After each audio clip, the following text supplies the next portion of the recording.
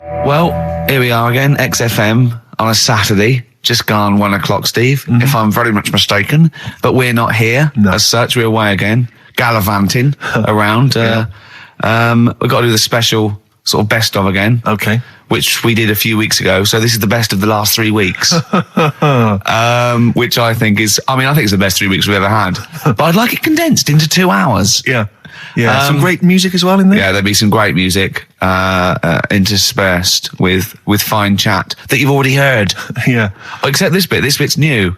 We've actually, out of the kindness of our heart, we've come in last week. Yeah. Yeah. And we've done a few clips just because we felt a bit guilty about shooting off. Yeah. Even now, having heard this link, I'm beginning to wonder if it was worth our time. Yeah. Well, should we play a classic link? Let's play, what, from the last 3 weeks? After this is Feeder. Alright, so, here's the first bit. Yeah, you might want to try and you heard about the hanging one when the fella was... Sorry, mate, go on. When the fella was hung. He was hung, and... He was hung? He was hung by a rope. So, isn't that... No, I think it wasn't he, a Chinese emperor? And wasn't he hung? Yeah. He was hung. Some fella who'd done something, they hung him. And, it's not a word anymore. He was hung. Look, don't be doing that again, because you said squoze wasn't a word, and then I showed you a menu today that someone sent, and it said fresh orange, squoze. Inadvertent commas, and next to it was the word colour, spelt C-O-L-O-R. So, presumably either the American menu, right, in which case there's loads of American words that we don't use, or... it's just a badly typed piece of work. Anyway, there was a bloke that was hung. He was hung and that, but he didn't die. Hung on that, he was definitely a Chinese. Hung on that, yeah. I remember him now, yeah. He didn't die, and they said, just hang on a minute whilst we change the rope and that, and he stood there waiting, changed the rope. They tried to, do it again, and didn't work. It didn't work, right. So, they got another rope, right? Didn't work.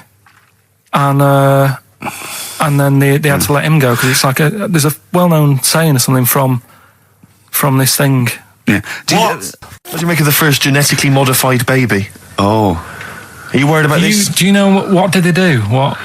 Let me see what it says here. Isn't it just choosing the eye colour? Well, this is the concern, isn't it? That in the future you'll be able to decide whether it's a boy or a girl, how intelligent it is, what it looks like, is it handsome, is it ugly? Obviously, no one will choose an ugly baby, and so on and so on and so on. And so it means that where will it lead? Where will it end, Carl? Are you concerned?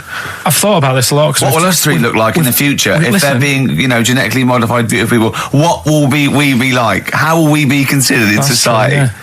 But we've talked about this before, haven't we? About the cloning thing. Yeah, that's a bit weird. Yeah. But I don't think it matters because at the end of the day, right, you might look like some other kid, but it's the way you're brought up that will change your features and the way you are, your personality. If you lie, you get a long nose, don't you? Well, no, but listen, right, because I remember when we, I was growing up on this estate. This is going to be good. Go on. No, it's not. It's just an example of how this doesn't work. Go on. So we don't need to worry, sort of thing. Sure. Right? Okay. So I'm growing up on this estate, and there was this woman about 4 houses down, right, who's a bit rough. All right. Didn't fancy her. Oh God, no. Right, but she had a baby. Well, tell me about her first. I'm interested in this woman. What was she? It was a very... Was it like being a man in a dress? I didn't grow up in a posh house or anything. I'm not saying that if you live in a bit of a rough house, you're a bad person. What does she look like? But anyone can Tattoos? Clean up. Look like Tony Green with a fag on. They didn't clean up much, right? Oh. Which, even if you've not got a lot of money, you can still try and make the place look nice. Yeah. Right? But she didn't, and a kid used to take a horse into the house. Sorry. Whoa, Neddy. What do you mean a kid used to take a horse into the house? Where did they get a horse? Must have nicked it from somewhere. Must have done. You've seen a horse in it? No. What, is that from outside the saloon round the corner? Yeah, was it just tied up with a bit of leather? Right? That's great. Did Big Jake come looking for it? I'd been out. Sorry, let me get this. This was before the lynching stopped or after. Where did he get a horse from? What do you mean he must have nicked it? His mum said, where'd you get that from? I bought it. All right then, but keep it out of the kitchen. I don't want you going cattling rustling. Where did he get a horse from, Carl? And how long did he have it for? Was he leading it or riding it? Mum, open the door, I can't stop. I can't stop it. Open the patio door as well. Looks like we got us a runaway. What do you mean? I don't know, but the thing is they couldn't afford to buy one because they're not cheap. So I'm just guessing. Maybe that's wrong of me. But I think... He had a horse? Yeah, right. So that's why the family didn't have any money. They'd spend it on the horse. No, exactly. That's what I'm saying. I don't think they would have bought it. So anyway... Yeah, it's always to whisper, Carl, in case they're listening. Yeah. And they could be in the room next door. It's not buying it, it's keeping it as well. So I was like in the car with my dad coming into the avenue, and you used to have to drive down it to turn round. And you know, sort of go back to our house. You had the traditional method of transport. Yeah. And the horse was in the lounge. Reading a paper. Just like walking around. Oh God! What? And when I was doing, I tried to earn myself some money once by flogging little flowers in plastic cups. What? This is genius. It just keeps coming. What do you mean you're trying to flog little flowers?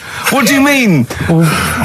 Let's play a record. Let's play a record and come back to this. This story's going to just unravel and unravel. It's going to go for hours. Let's play a track, Carl. Deeper and deeper. It's like an onion, isn't it? We've created a whole world here where there's a man living with a horse. Just walking around the lounge. I come from the West Country. I've never heard anything like that. I just think of a big sort of like orange carpet and it's got a rediffusion telly and this horse going, I'm fed up in here. Exactly. This is really... I am not taking the rubbish out again. Yeah. Right, play a record. Let's have Velvet Underground. We've got that lined up. Oh, yeah, the classic from the first album. I'm Waiting for the Man. Let's come back to the horse in a second. Little flowers in pots. What do you mean? Carl's found love on the street before, haven't you? How's it going with your bird, Carl? Are you married? No. How long have you been out with her? 7 years. Because, I mean, you're quite a simple man. Yeah. You're sort of a simple in a nice way. Ways. I mean, you're like Helen from Big Brother. Yeah, you're sort of nice enough, but I look normal. Well, yeah, you sort of do. But you could be one of those that just suddenly go mental with a pen. Yeah, do you know what I mean? Stab people through the eyes. Yeah, you sort of look normal. But if I wouldn't really want to wind you up to a point of frenzy. How did you meet your girlfriend? Through work.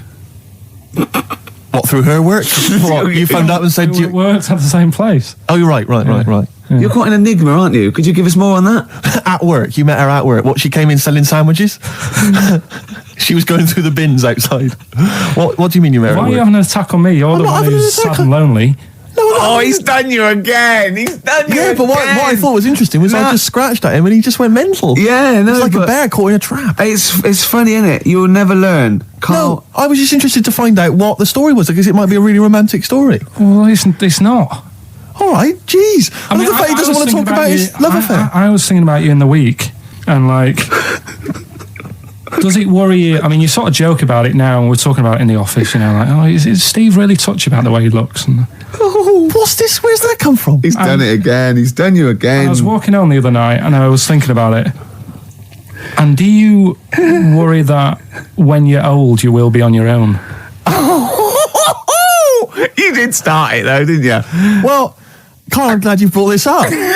because I mean, for me, you know, a lightweight, frothy entertainment show on XFM on a Saturday afternoon is exactly the place where I want to discuss the desperate, lonely future that's inevitably coming my way. Oh, God. I'll tell you what will cheer you up and forget all that. A bit of Embrace. Oh, one of the most hated bands. Placebo. Bitter End on XFM 104.9. This is pre-recorded. We recorded this a couple of weeks ago, before Christmas. I hope you had a great Christmas. If you didn't, not our fault, really, is it? Nothing to do with us. Wouldn't have thought we'd have. We're out of time because we've got plenty of cash now, thanks to a lot of you who probably bought the Office DVD. Yeah. Probably got and that if you in haven't stock yet, and you've maybe got vouchers or money, still available. Still there in the shops. Still available. You can still make it the best-selling DVD of all time. Please do. Yeah. Please do. I'll tell you what you want to hear though before you make your mind up. I'll tell you what, if you like this next clip, go and buy the Office DVD. I think you will. It's a brilliant clip. It's the one where we talk about well, it is self-explanatory. Yeah. That blew me away, right? That the fact that he got the name, he got the number. Spooky bit, right? I'm walking home. I called you up a couple of times and I left a message on your phone because it was just amazing. Not only was he good at magic, but his maths was brilliant. No, well, that thing adding up to 42 was like, how did he do that? I mean, we didn't even make a big deal out of that. He said that to me. He said, all Carol Vorderman's got is the maths. Yeah. Do you know what I mean? Imagine him on Countdown. Yeah. He'd even know what they were going to write down. Do you know what I mean? So a bit of a wasted talent. I should see him again about that. I think he's... So I get into my flat, right? And what they do in my flat where I live, they put the post in like these little pigeonholes. Right, and I don't normally check them out. I leave it for Suzanne to do, right? Sure. But this time, for some weird reason, I thought, right, I'll check it, see if we've got any posts. Open it up. There's only this. A letter for Miss Harris. Yep, there it is. Bona fide in front of us. A letter addressed to a Miss Harris. Well, does she live there? No, it's my address. She doesn't live there. Did she ever? Don't know. It doesn't matter. It's weird, isn't it? But we've never had. Normally, I think there was a guy who lived there called Yaki Shoki. Mr. 42. It was definitely wasn't an Harris, right? This is the first time we've had a letter for this woman. Yes. Right. But what are you claiming? Because Darren Brown himself admits that it is not paranormal, it is not supernatural, it is a trick. It's a trick. Is it? But he would say that, wouldn't he? Hitler said that. Play a record. Well, can we open this? No, it's illegal. No, but I'm thinking if it's a birthday card for someone's like 42nd birthday. Right. You can't open that letter. Go and put it back or put not. No, you cannot open that letter. Why not? You can't open someone else's mail because you think Darren Brown's supernatural. What if we steamed it open and then resealed it? No one would know. It's only a letter. You can't. You can, but I don't want any part of it. Carl, I think you should open it. No, you open it. I'm not opening it. It's against the law. You should open it, though. We won't open it then. They won't send you to prison. Forget it. You'll get off. Cure? Yeah. Bit of cure? There's no cure, no. I'm looking... Well, I'm tempted to open it. Well, do you want to, Steve? There you go. No, I'm not going to open it, but I think you should, definitely. 6 Different Ways by The Cure from the album The Head on the Door. We've enjoyed that. Head on the door, Carl. Ooh, bit of a coincidence. Spooky, isn't it? It was only 4 weeks ago you were talking about a head and a door. Exactly. Has the door got a number on it? 42. Oh, dear. So we're not opening it? No. Well, I can't open it because as the producer, right? Oh, yeah, because your standing in society is such that they'd make a real example of you. Yeah. A producer of a tin pot radio show once a week. Yeah, he should know better.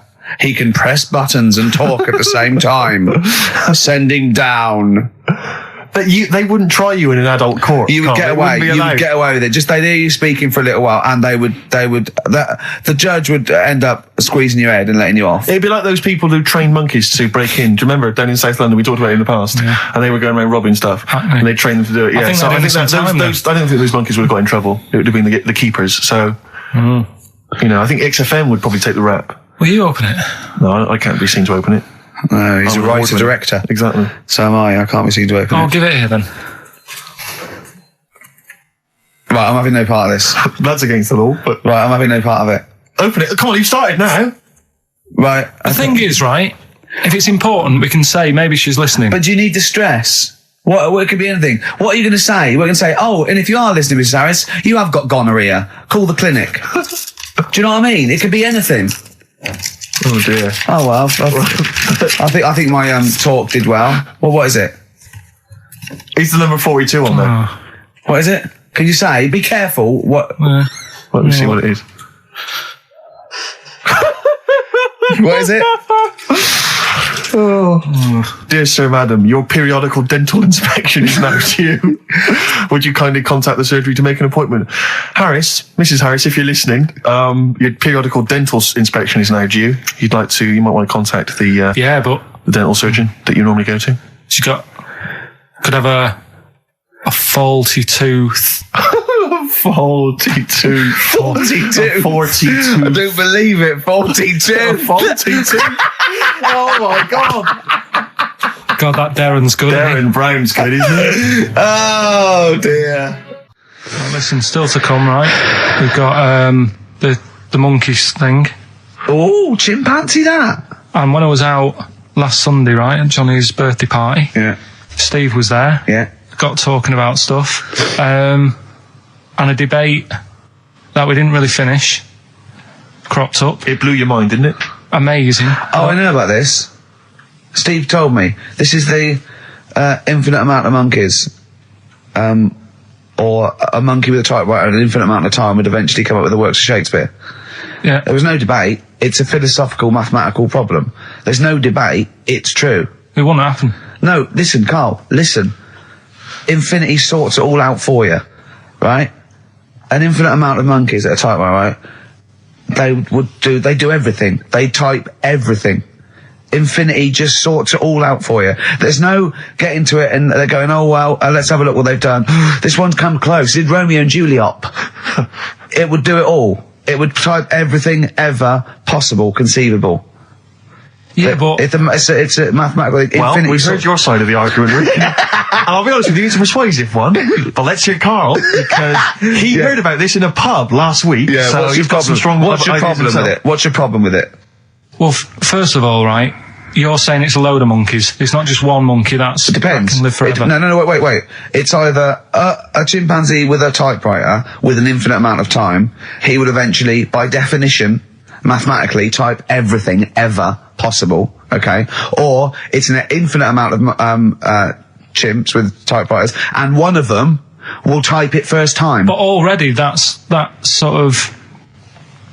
right. You either need to have what one do you mean? monkey. What? You mean employment laws? What do you mean it's not right? Let's hear him out, please. Okay. If it's one monkey, with a typewriter that's got loads of ink in it and that, right? At least it knows what it's done in the past. It's not. Keep going. Crime. If you've got a load of monkeys, it's like if you have too many. What's that saying about too many chefs? Too many chimps spoil the soup. Right. Well, it's the same thing. It's like, well, I didn't tell you to put salt in it. I was going to put salt in it, and it messes it up. Whereas if it's just one, they know what's gone on. So what I'm saying is, honestly, I can't be bothered. I want to hear the rest. This blows my mind. He doesn't know what this does to me. It's a mathematical problem. I want to hear the rest. Well, it's just, I just don't think it will happen. What do you mean you don't think it'll happen? Infinity works it out for you, by definition. Well, what's stopping them typing the same thing again? They would. In fact, the problem should be, if you had an infinite amount of time, that it would type the works of Shakespeare an infinite amount of times, and everything else an infinite amount of times. But, that's not as... But not Shakespeare. Oh! Shut up! You idiot! Rick, do you know what he said to me? I said to him, I explained it to him. I said, you've got an infinite number of monkeys, infinite number of typewriters. They will type the complete works of Shakespeare. He said, have they read Shakespeare? You're an idiot! Play a record. Said, no, I'm not having this conversation. I'm not having it because it really, really winds me up. But you're saying they'll do it with no spelling errors. Well, they do it an infinite amount of times. And they do it wrong an infinite amount of times. And they spell the last full stop wrong an infinite amount of times. And they get one thing wrong in Hamlet wrong an infinite amount of times. They do everything an infinite amount of times. But are they going off a story that they've... Play a record, Carl, because I'm going to knock you out. I'm just saying... Shut up! Do they know the story? They're monkeys! Oh, Christ. No, right, okay. We went. It was a great day, wasn't it?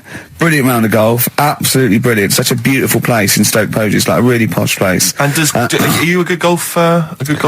Well, we'll get to that. Oh, okay. Wow, he bought the shoes especially for it. Oh, I'd love to have seen him in those little shoes. I know, and they were no good because they were metal spikes. We had to change them. He was annoyed straight away. He spent over £22 on these golf shoes.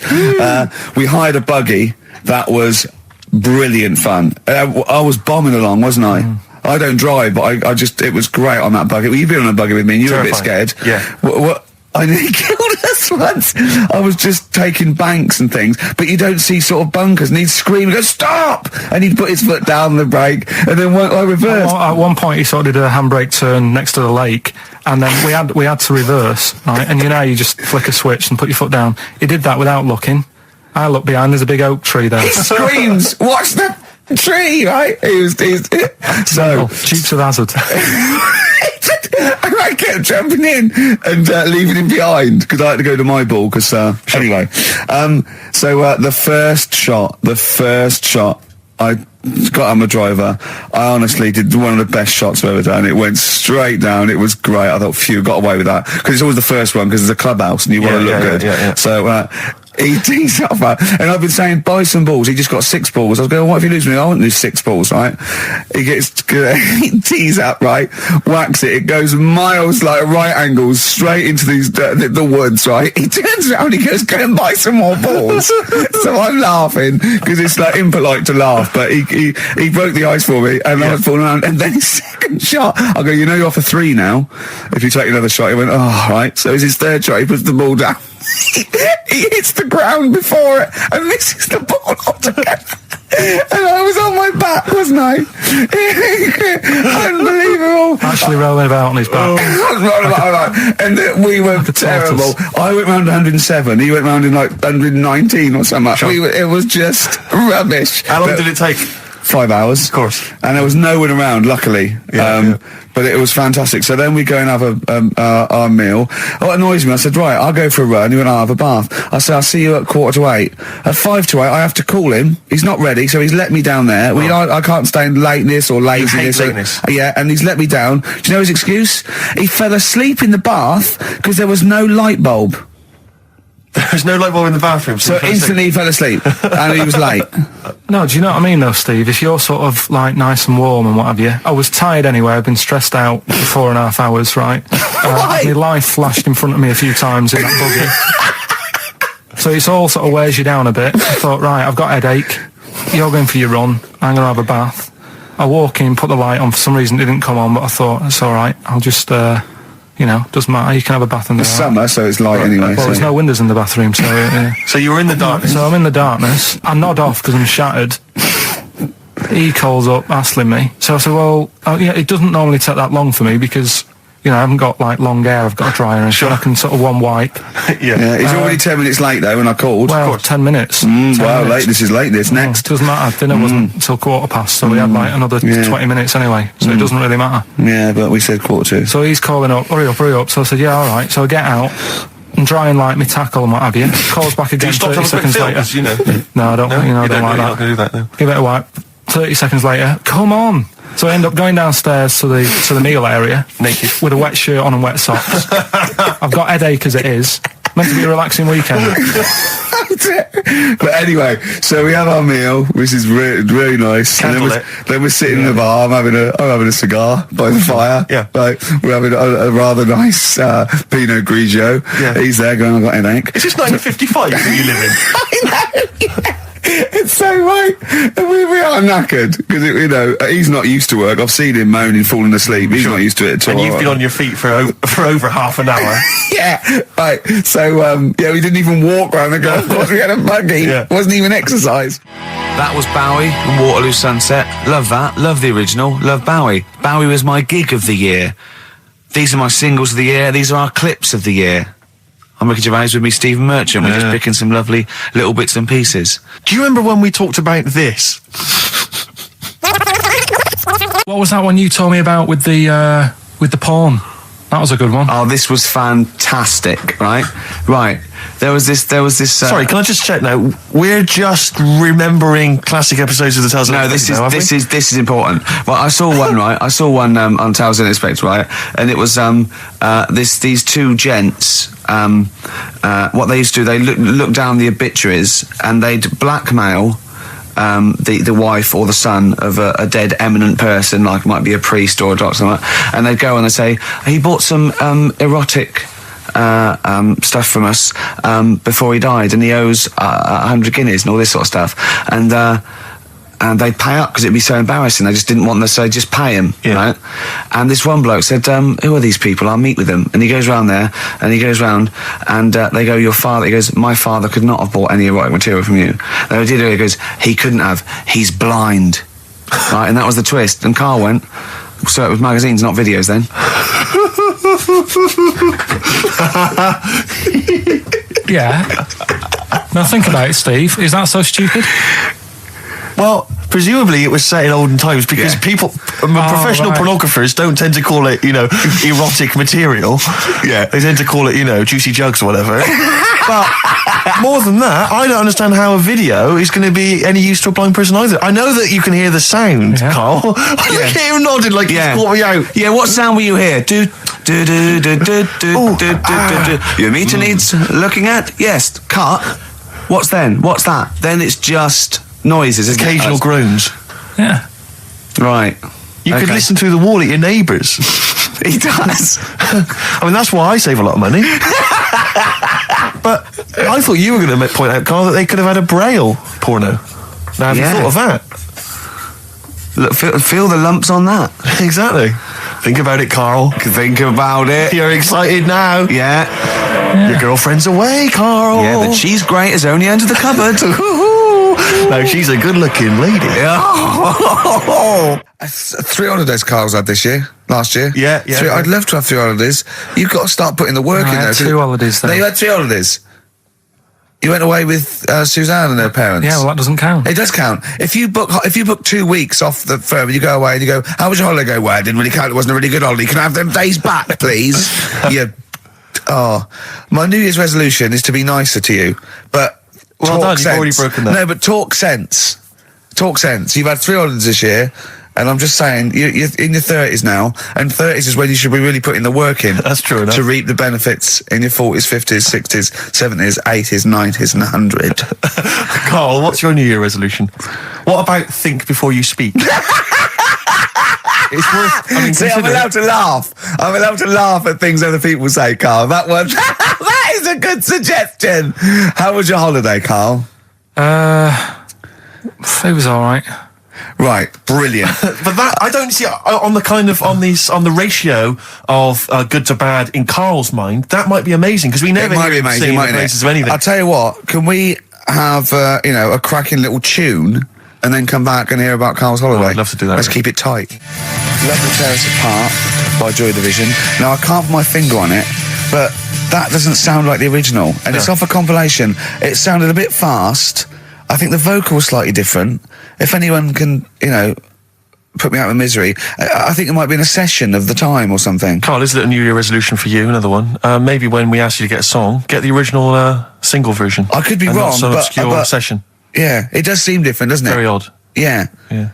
Maybe we just remember it wrongly. But anyway, that's XFM for you. 104.9. I'm Ricky Gervais with me, Steve Merchant. Karl Pilkington. Carl, you went to Lanzarote. Yeah. People said don't go to Lanzarote. They told you it was Lanzarote. They told you, were they right or wrong? They were right, yeah. Really? Yeah, it's a bit ropey, yeah. Is it? Why? Just out there. If it wasn't for the volcano they had, it'd been knackered. That's their big draw, is it? That's it, basically. That's all they've got going for them. When you landed, was it really hot? Were you quite excited? You were thinking this is okay? It was warm. It's, we can't complain about the weather. The weather was all right. Sure. You know what I mean? That's what I went for, but it'd be nice if there just was something else. Yeah. What did you do all day then? Did you read your ritual book? No, I didn't read that. I read that book. Do you know the book that I bought and all the chapters were messed up? Oh, yeah. I bought a better version of that. All right. And I read that. Excellent. And then... Did it make more sense in order? Yeah, a lot easier to follow. Yeah. And then we went and had a look at the volcanoes and that. They've got 36 of them to look at. How many did you look at before you realised that you've pretty much, you've seen one volcano, you've seen them all? Probably about 6 or 7. Really? Yeah. And then when you got to the 8th, you thought, now I know what this is going to be, Suzanne. This is going to be like a mountain with a hole in the top. Yeah. Really? But it happened years ago as well. It's like, just keep a couple, fill the rest in, tidy it up. Fill the rest in! Yeah, no, Well, getting some builders. No, seriously though. Okay, 4 million tons of concrete, please. They're an absolute death trap. Yeah, what do you mean fill them in? Do you know what a volcano is? It's just a hole, isn't it? That's happened. Well, it's more than the hole. It's more a portal to the magma in the centre of the earth. Back in 1730 it happened, and they still haven't sorted it out. Well, when you say it happened, volcanoes were made a lot longer ago than 1730. No, but the one that did Lanzarote in. Right. Sort it out. What would you suggest? Well, How can they fill it in? It's joined. It's all joined. No, but what I'm saying is, the big plates of the Earth are all joined. All the magma's joined. With the trade centre thing, that happened. They cleaned it up, sorted it out. They've moved on. That's what I'm saying. Whereas Lanzarote have just gone, leave it. It happened back in 1730. You misunderstand me. How, in the name of God, can you fill in a volcano? You ignorant twit. No, but it's not just the holes. They've actually left the lava everywhere. That's what I mean. It's not just the big holes. There's lava everywhere. But it's molten rock. They can't just pick it up like they're like a carpet. Put it in the holes. The holes are there ready. Just push it all in. That's what I'm saying. Right, we've got who's that on the line? It's Rob. Rob, and are you a doctor? I'm a final year medical student. I'll be a doctor in 2 months, touch wood. That's close enough, isn't it? Yeah. Excellent. So, where do you study? Do you want to give more details, or do you want to remain anonymous as you're calling in to I study at Barts Hospital. All right, great. So, why do GPs sometimes put their finger up a man's anus? To see what's there. You know, if you've got hemorrhoids, if you've got an enlarged prostate, you know, it's either that or they stick up a big tube and have a look up with a light. What? And it's easier to do that.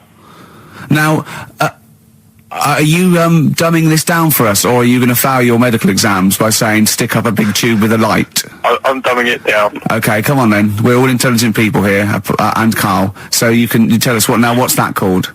It's called a sigmoidoscope. Right. Nice. That was a clever test, wasn't it, Rick? 12-inch long. Yeah. 12-inch long tube that they can put up there. So, Carl, would you prefer that or a finger? Well, so do they sort of do the finger first, and then, I mean, at what point do they say, hang on, we need a light here? I mean... It's normally if there's something wrong. But, so if I go then, say if I go to this well-known clinic, right, and they go, yeah, the art's good and that, yeah, finger, there you go, and then they go, hang on, I'm going to go and get me light and tube. I could start worrying them because they've sort of found something. And they're not likely to go straight in with the tube. They'll probably send you off some tests first. But Carl, there's nothing. But you go to these places to put your mind at rest and to know where you are with your health. I mean, it's not that you go along. That's what most people worry about. They think that because I'll go along and they'll find something. Well, one, that's illogical. It doesn't heighten the fact they find something because you go along. And two, if they do find something, it's a good job you went along. I mean, I'm a hypocrite because I don't go to the doctor, but I've had that Carl, done. You should be concerned if when they shine the little light in your ear, it comes out the other side of your ear. No, the other ear comes right out the other side. That's when you should be worried. But Rob, right, you said then, if they find something, they send me off for some tests. Why can't I just have the test without that and cut out the middleman? Do you know what I mean? Because you're wasting lots of money. There's hundreds of tests they could do, and they could do every test, and they could all come back with nothing, or they could do the finger up there and send you for the 3 tests you need to find out what's wrong with you. But in this day and age, with all the technology and that, and like brainy doctors and all that, the only way to find out is sticking a finger up there. What are you worried about, Carl? Is it fundamentally that this doctor who's has done 6 years medical training, is it embarrassing to have a man's finger up your ass? I just don't understand how you can get round to that without... But what don't you like? Is it fundamentally you don't like anything up your ass, or is it the fact that it's a man's finger up there? I don't like going to the doctors. It makes me nervous, because I think if anyone searches you long enough, they're going to find a fault with you, right? And especially if they're going that far into you. They're going to find something. And probably not. Well, you never... I just don't... I don't know how to get round to that sort of... that point where you get a... What do you talk to the doctor about? And he's like, all right, nice day. Strap your trousers. He goes, he says, I'm gonna just, Most people just shut up and let you do it, and then breathe a sigh of relief when you say there's nothing there. Yeah. But is that at the end of the test, or is that the first thing he does? It's the last thing. So that trousers up out the door. Because he knows it ends conversation. He knows it's a bit of a faux pas. The doctor says, I better not kick off with the finger up the arse. What I do is I'll start on with the, the head, and then we're then go, one final thing, Mr. Pilkington. So Rob... He drops his keys and he goes, pick them up. And as you bend over... Will you be doing this, Rob? Is this what you're, open to do? You do all these... I'll have to do it at some point. all doctors do it at some point, no matter what they specialise in. So the first one, is he another doctor there to sort of make sure you're doing it right? Not dentists. No, but do you know? Dentists aren't doctors anyway. But do you know what I mean? Like, normally it's like a co-pilot will have someone with them for the first one. So when you put your first finger in, will someone be there going, right, you just want to move to the left of it? I've already done it. Have you? Yeah. So that's the thing with a student, you're learning. So you get people teaching and you learn on these things. Can I just point out, Rob, I think I'm right in assuming that you have a glove on. Yep. And there's lubrication. Yep. And it doesn't hurt. No. There you go. What are you worried about, Carl? Who's this person who everyone's testing on in your class? It's not one person. One person. There's like, when a patient comes in and they've got a problem, your boss, the consultant, he does his finger up, and if he finds something, he goes to the patient, is it alright if the student has a feel as well? Then the student puts on a glove, puts the sleeve on the glove, and sticks his finger up and sees what he comes out with. Rob, I wish you could see Carl's face. I mean, his face when you said, and he says, can this fella have a go as well? He looked horrified that he thought it was a free-for-all, like there's a queue of people trying on gloves and going, let's have a go. That looks good up there. What have you found? No, I mean, how come you had to sort of... Is it not something you could test on yourself rather than waiting for other people to come in? Because then, you know... It's an awkward position to get to, really, isn't it? Well, but you can have a good rummage then without feeling too awkward, but to sort of have a go on your first patient when you don't really know what you're looking for anyway. Do you know what I mean? Never really thought about it. Because you don't... If you've never done it before... You pop your finger in there, and you've got to sort of look. You've got to have an expression on your face, like you know what you're finding. Well, they can't see what you look. They can't see your face. There. You got the big boss consultant man going, now move your finger there, and you'll probably feel this. But he's just done it. He knows what's there. Well, what? Oh, so he's already had a go. He's had a feel, and he's going right. If you feel to the right, that's the conglomerate or whatever. The conglomerate, yeah. Its conglomerate is in perfect working order. I'm still... Thank you, Rob. I'm sorry you had to go through this. Carl is probably the worst patient you'll ever encounter in your medical career. Good luck with your finals, and thanks very much. And do you know any female doctors who do this? Or? Thank you. XFM 104.9. Thank you. 104.9. I'm Ricky Gervais. With me, Stephen Merchant. It's the best of. You've been voting in all week, sending your emails. So here's the clips that you wanted. Right. Okay. Right. The results of we ain't got a winner for the first time. Yes, we have. We've got loads. We've got loads of winners. No, we haven't. We've done this feature for 3 weeks. This is the first time I've managed to sort of... Well, let's go through them then. What have they got wrong? The first one. The first one? What was the first one? Well, hang on, let's do them in reverse order first. So what's the last one? The last one, the clue was, that bloke does sport on the telly and he's got a little kid. What's that? That's Destiny's Child.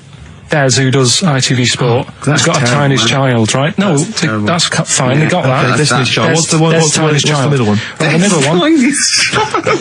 Right. Child. The second one was, he doesn't like women, yet he's got a couple of kids. That's a bit weird. Yeah. Right? That was PD, that was Puff Daddy. That is offensive. Go on. But it's not Puff Daddy, it's Puff Daddy. And he's not even called that anymore, he's called P. Diddy. Well... Okay, fair enough. But they got that one. Yeah. And if I'm being tight, these lot are as well. Yeah. Yeah. Tight means something in Manchester. Go on. Right. And the first one that they're having problems with, I don't think them birds should be allowed in this area. Got it. Boyzone. It's not Boyzone. What's the clue again? I don't think them birds should be allowed in this area. That is perfect. A Boyzone. No birds. No women. No women, yeah, birds, right? A Boyzone. Sorry, Carl. If that isn't the answer, their clue is better than yours. That is brilliant. What was yours? Boyzone, it works perfectly. What's your answer then? Bangles. What? I have no idea what that means. Like seagulls. So you don't want them in this area, so you're banning them. Bangles.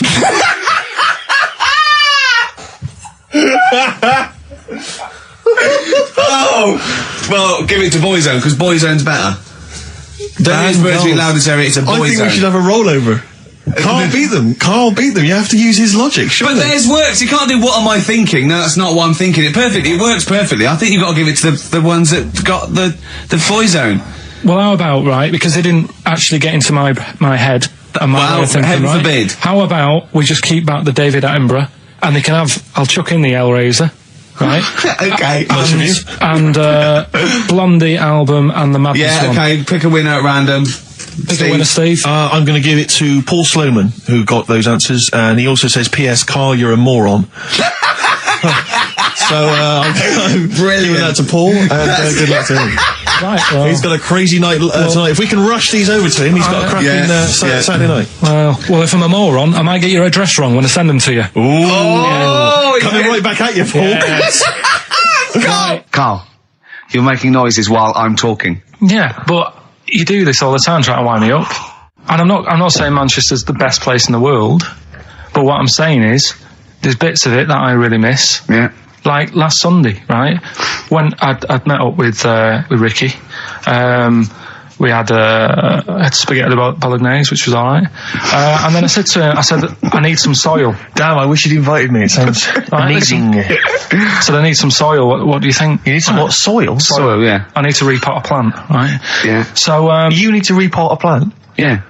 Fair enough. So I'm like, where you can't see these shops in London. Do you know what I mean? There's nothing around. I took him straight to one in my street. Yeah, but near your street, and that's probably the only one in London. Well, you say that, Carl. No, it does annoy me. Round my way, it's like, you know... You can't move for soil shops. There's Earth, you can just pick up handfuls walking down the street. Yeah, incredible. People just lean over into someone's front garden. No, you can take the plants as well. No, what I'm saying is, Manchester, there's loads of decent hardware shops. Yeah. Here, you know, if you want a panini and a latte or whatever, you can't move from. But for soil, I had to go virtually how many miles away from me to carry that soil home and stuff. Yeah. It's not good. I mean, London's all right, but if cities were sort of it's neglecting the peat market, really. Well, there's barely any mulch available in central London. I'm sick and tired of not getting a good decent compost of a Sunday. Indeed. So you know, I'm thinking of moving to the north, where there is loads of soil and gravel. Indeed. And animal shite. Whatever. Yeah. So you were going to say, if you were marking cities out of 10, what would you give London? Well, if you were marking them on, like, you know, on what they have. Right. As opposed to what? Well, as opposed to how you spell it. Say, like, I think the greatest city in the world is Rome. Right? It's pretty amazing. Yeah. Have you been? What? Yeah. Why do you think that, though? Just because, like, you turn a corner and there's something there that's really old. Right. Like, you're going down Normal Street. go and stay in a Derby and Joan club. Yeah. No, but it's like you're going down the road and then you turn a corner and like the Colosseum's in the middle of a busy road. It's like, what's that doing there? Yeah. And just when you think there's no more, you turn another corner. It's almost as if that was there first. Yeah. Well, yeah. But do you know what I mean? London. Yeah. What have we got? You know, Trafalgar Square's world known. And you go there, what's there? Yeah. Do you know what I mean? So there's a lot of space there. Get one big B&Q. In Trafalgar Square. To cater for the whole of people who live sort of central Londonish. Yeah. And then I'd be happy, but what I'm saying with Nelson just popping up through the middle? Because you can still see it, couldn't you? Yeah.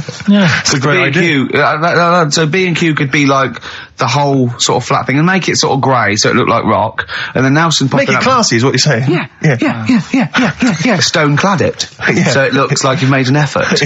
And then you can pop in, and then you can go out and go, oh, look, Nelson's column. Oh, look at that. Isn't Nelson? Oh, look at that. The victory. Defeat. That's fantastic. One of the greatest living. Yeah. I need some nails. Yeah. Perfect. Killing two birds with one stone, you say? But why isn't there more than them shops?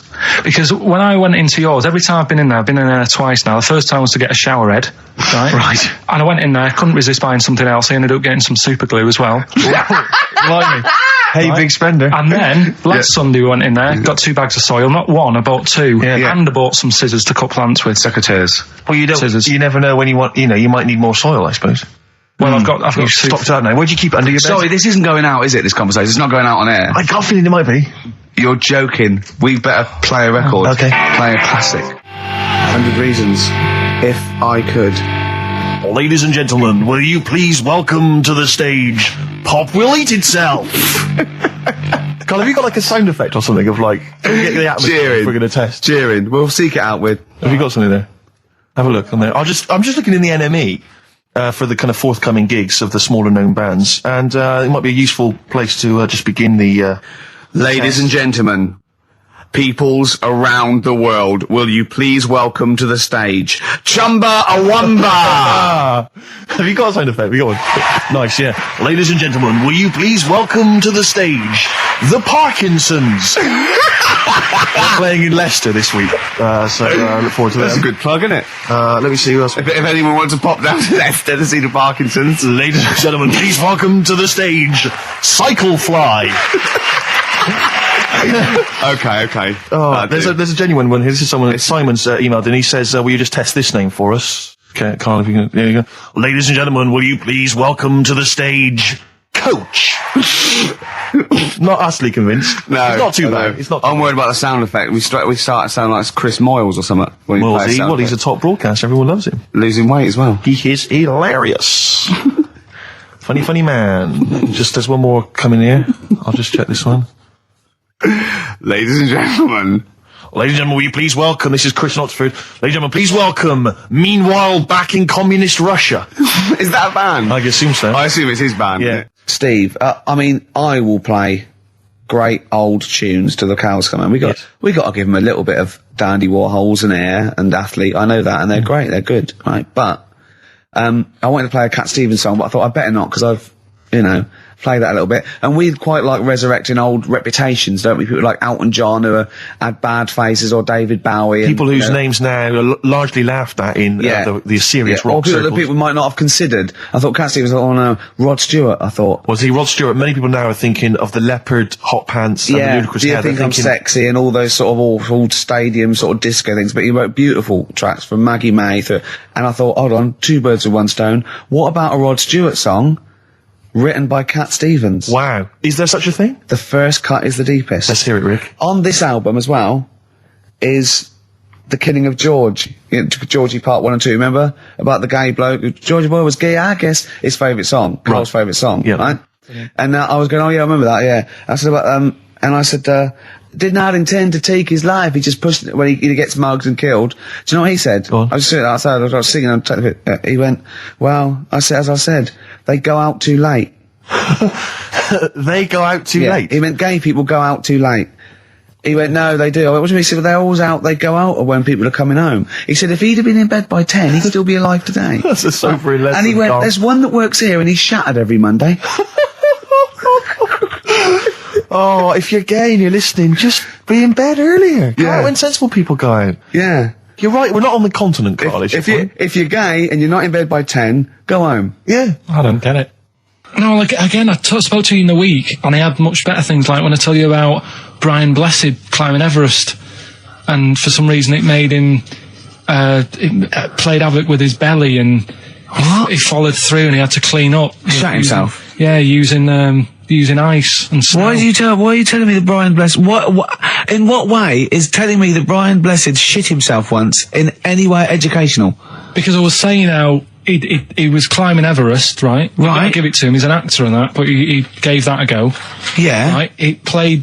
What's the point of that? You'd say, wouldn't you? You'd say, God, he's so he's all right. Me doing a boxing match for no reason is rubbish, but him climbing Everest and shitting himself, he did that. It's commendable. Right, and he's only going to go and do it again.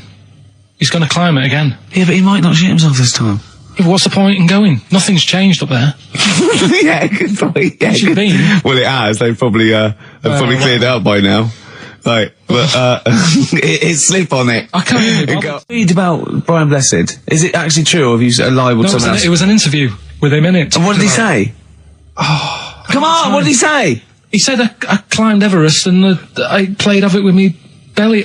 Let's talk about it next week. We've really run out now. Oh, you're a fool.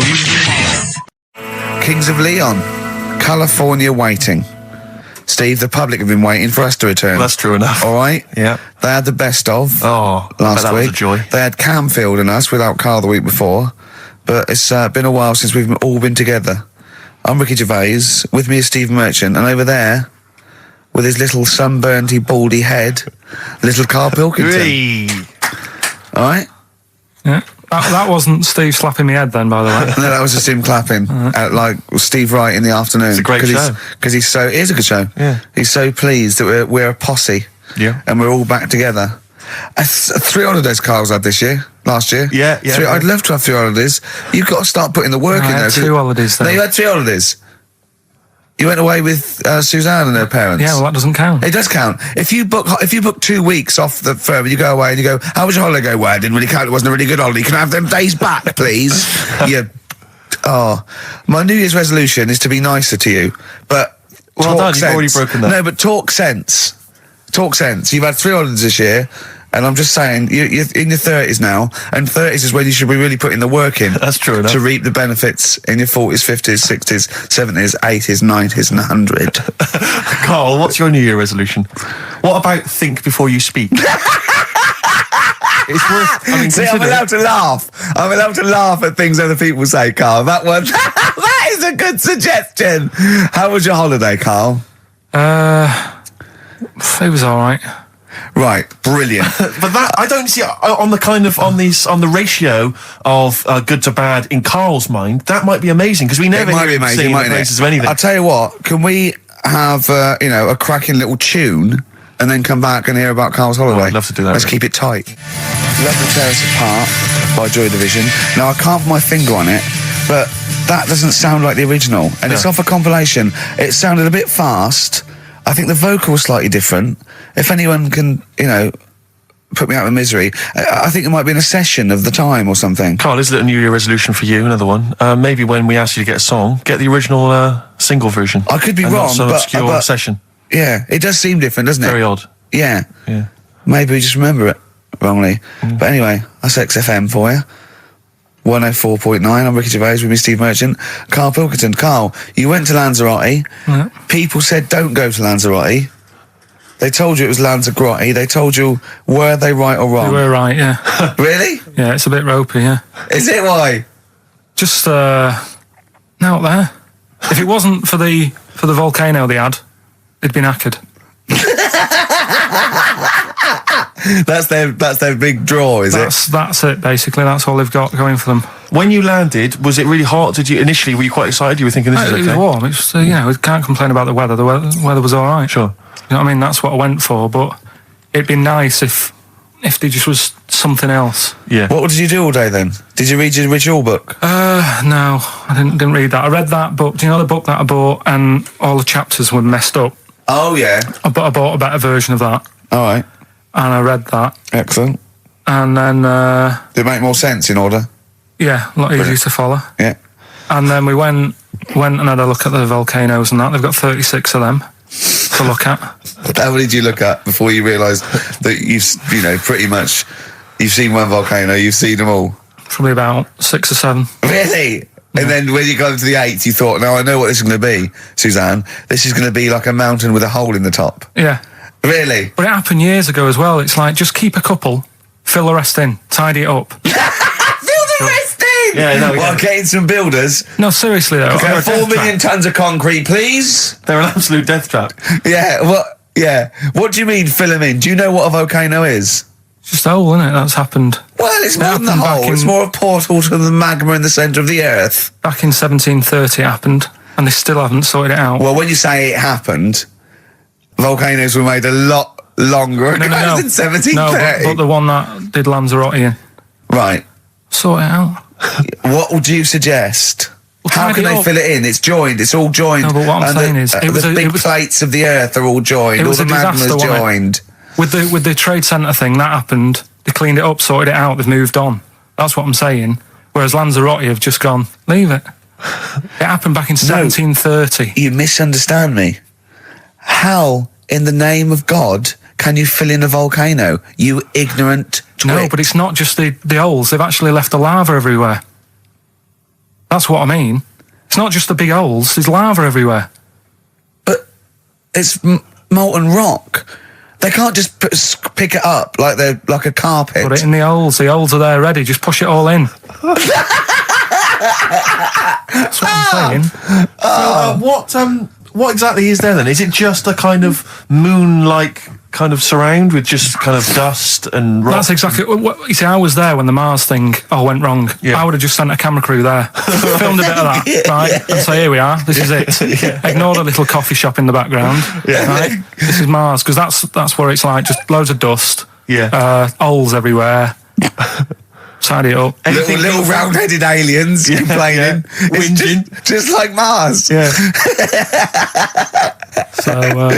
So is there any? What's the best bit about the holiday? Come on, pretend you're Judith Chalmers. I have been doing. I would have done all. I would have said that. Don't bother. Right. I mean, the hotel was good. Yeah. That was all right. What was that like? It's all right. Just clean. That's all you want, isn't it? See, that's not quite what Judith Chalmers does. She doesn't go, what's the hotel like? All right, yeah, clean, isn't it? All right. What was it like? Was it, what was it? 3-star, 4-star? Did it have a swimming pool? What was the room like? Yeah, had a swimming pool and that. Yeah. Yeah, it's good. I think it was one of the better ones on the island. Okay. Nightlife? Wasn't really. And there was a bar, there was some bands playing. Yeah. Not very good. Food got a bit boring. Yeah. It was always the same food every night, but they sort of themed it and made out as if it was different. So, like, on Mexican night, it'd be chicken with a nacho on it. Right. And Chinese night, sort of chicken with a little prawn cracker on it and stuff. Sure. But that got a bit boring.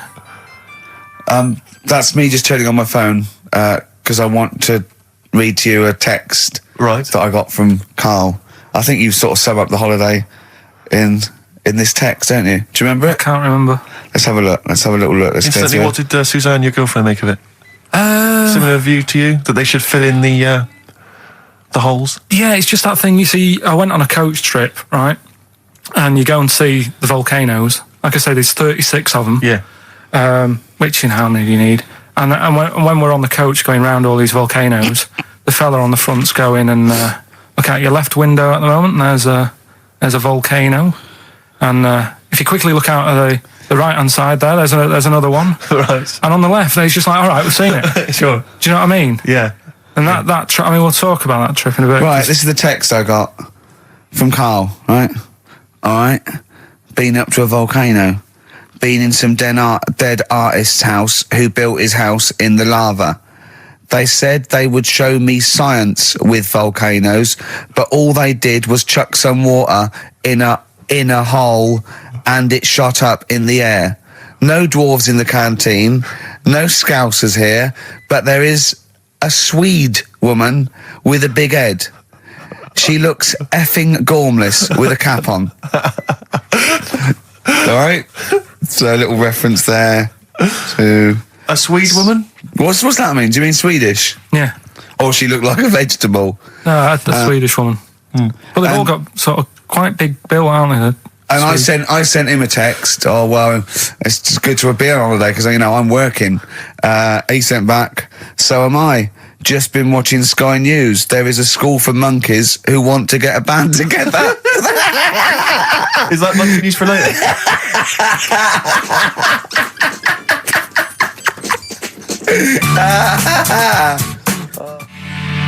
Oh My Corazon by Tim Burgess. I can't get enough of that. I love that chorus on XFM 104.9. Ricky Gervais, Steve Merchant and little Karl Pilkington.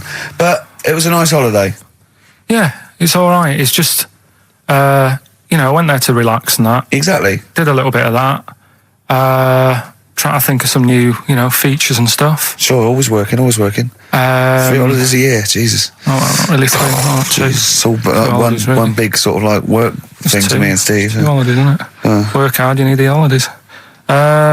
So, yeah, the things that annoyed me was like, you get bored, sat around the pool after a couple of days. I'd read my book. Yeah. There wasn't much going on the... Not even any crabs to throw sand at, was there? No crabs or anything. They wouldn't bother with Lanzarote, right? So, decided to go on a little trip. That's when I saw the volcanoes and that, 36 of them. So, we go on the trip, and the thing that annoys me, it does happen every holiday that you go on. If you go on a sort of package thing, they have these trips, right? And you pay about 40-odd quid, and they give you some wine, so it make it feel like you're getting your money's worth. But how many of these trips have you been on then? Loads. Probably about 12. More holidays than I've had. Go on. So anyway, so you're on the coach, right? And they take you for the volcanoes. They took us in the middle of nowhere. Yeah. Right. There's nothing else around there. Sure. It's like I say, it's like Mars, but with holes in the ground. Yeah. Right. And they sort of drop you off, and they go, right, everybody, see you back here in an hour. There's loads of volcanoes for you to look at, and a coffee shop over there. And you know for a fact, right, you don't need an hour there. You could just say, well, just keep the engine running because I'll have a look in this hole, we'll get back on, give us 5 minutes. Don't need an hour. Absolutely. But you know that they've got something going. It's a backhander, definitely. What, with the coffee shop? Definitely, yeah. They go there. And they get everyone to have an ice cream and a coffee, and they sit down, have a fag, talking to the bloke. Yeah, and it's like, cousin. Yeah. How much was the coffee? Was it probably about €3 each euro? So I think it was $3.50. Sure. Yeah, which is, I don't know, that's about £2.50, isn't it? Yeah, they stitched you up. Well, I remember we were on a family trip to France once. We went to Paris. We got a coach coming back from Paris to one of the ferries, one of the ports, Calais or wherever it was. Coach trip. It was quite a long coach trip. And at one point we were thinking, we're on the motorway, this is fine, we're making good progress. Suddenly we came off the motorway. We must have gone like 40 minutes out of our way, end up in this street, completely empty, little French town. And it's pulled up outside this, what appears to be a restaurant. And a guy jumps on, dressed like a Butlins red coat. He's French, but he's putting on a kind of English accent. He goes, hello, thank you very much, top of the morning, good morning, hello, come in, we've got food, drink, go upstairs, we've got rooms if you want to have a rest, or play around, no, it's up to you. And we all had to funnel off this thing into this restaurant, and this one family went, well, we don't want to go in the restaurant, we brought sandwiches, we just want to get to the port, we're not interested. And they said, well, you've got to come in the restaurant. And well, we don't want to come in the restaurant. So the guy said, well, I'll have to lock you in the coach. So this family were locked in the coach while we all traipsed off in, and I could just look, but I looked back and just saw this little kid with his face pressed up against the glass. Take me with you. I want to go in the restaurant. They were just stuck in there, absolutely livid, as you would be. And, that's definitely a backhander. But we went inside, and it was extraordinary, because initially you had to pass through a souvenir shop to get into the restaurant. Perfect. And it was catered entirely to English tourists. So there was like pictures of the Queen and Prince Charles on the wall. It was done out in a kind of mock Tudor style. It's absolutely extraordinary. I mean, it was so bizarre because it was so out of the way. Did that come before the coach sort of scam, or did the coach guy, he knows it? Is it a brother of his? I don't know how those things come about. But I know that is that going on in this country with French and German tourists? Yeah, I'm sure it is. Is it? Yeah, they say, I'm sure people say, look, if you bring 30 people to this restaurant, I'll see you all right. It would, wouldn't it? If, you got your favourites. Because you don't have to. The coach driver's pretty much God on those things. Because those people don't know where they're going anyway. Yeah, but at least here, there's other stuff around. You don't really get that in the middle of nowhere situation in this country. Well, not really. Not if you're going from London to Manchester. You could stop off anywhere. They don't know where they are. There's places with nothing to do or see. It's that those attractions. There's loads of in America, but there's a few here, like Sheep World, and you go out to Gloucester, and there's a town. It's got the biggest cotton reel in the world, and that's it. It's a tourist shop, a big cotton reel, and some bloke at the gate going, "It's £1 to see it." There it is. All right. I went to I know it's quite a big. I went to a Shire Horse Centre once. Yeah. But when did Shire horses become so popular that they got their own theme parks? Well, I think there's a museum for everything. Yeah, possibly so. I mean, I don't think you could think of something that didn't have a museum somewhere in Britain, because obviously museums start off sometimes by fans. But did people keep coming around and going, I hear you got a Shire horse, I'd love to see it? Yeah. Well, I can't. People coming all the time to see my Shire horse. You should get another one, because I'd probably pay double for those two. I'd pay good money to see your Shire horses. Yeah.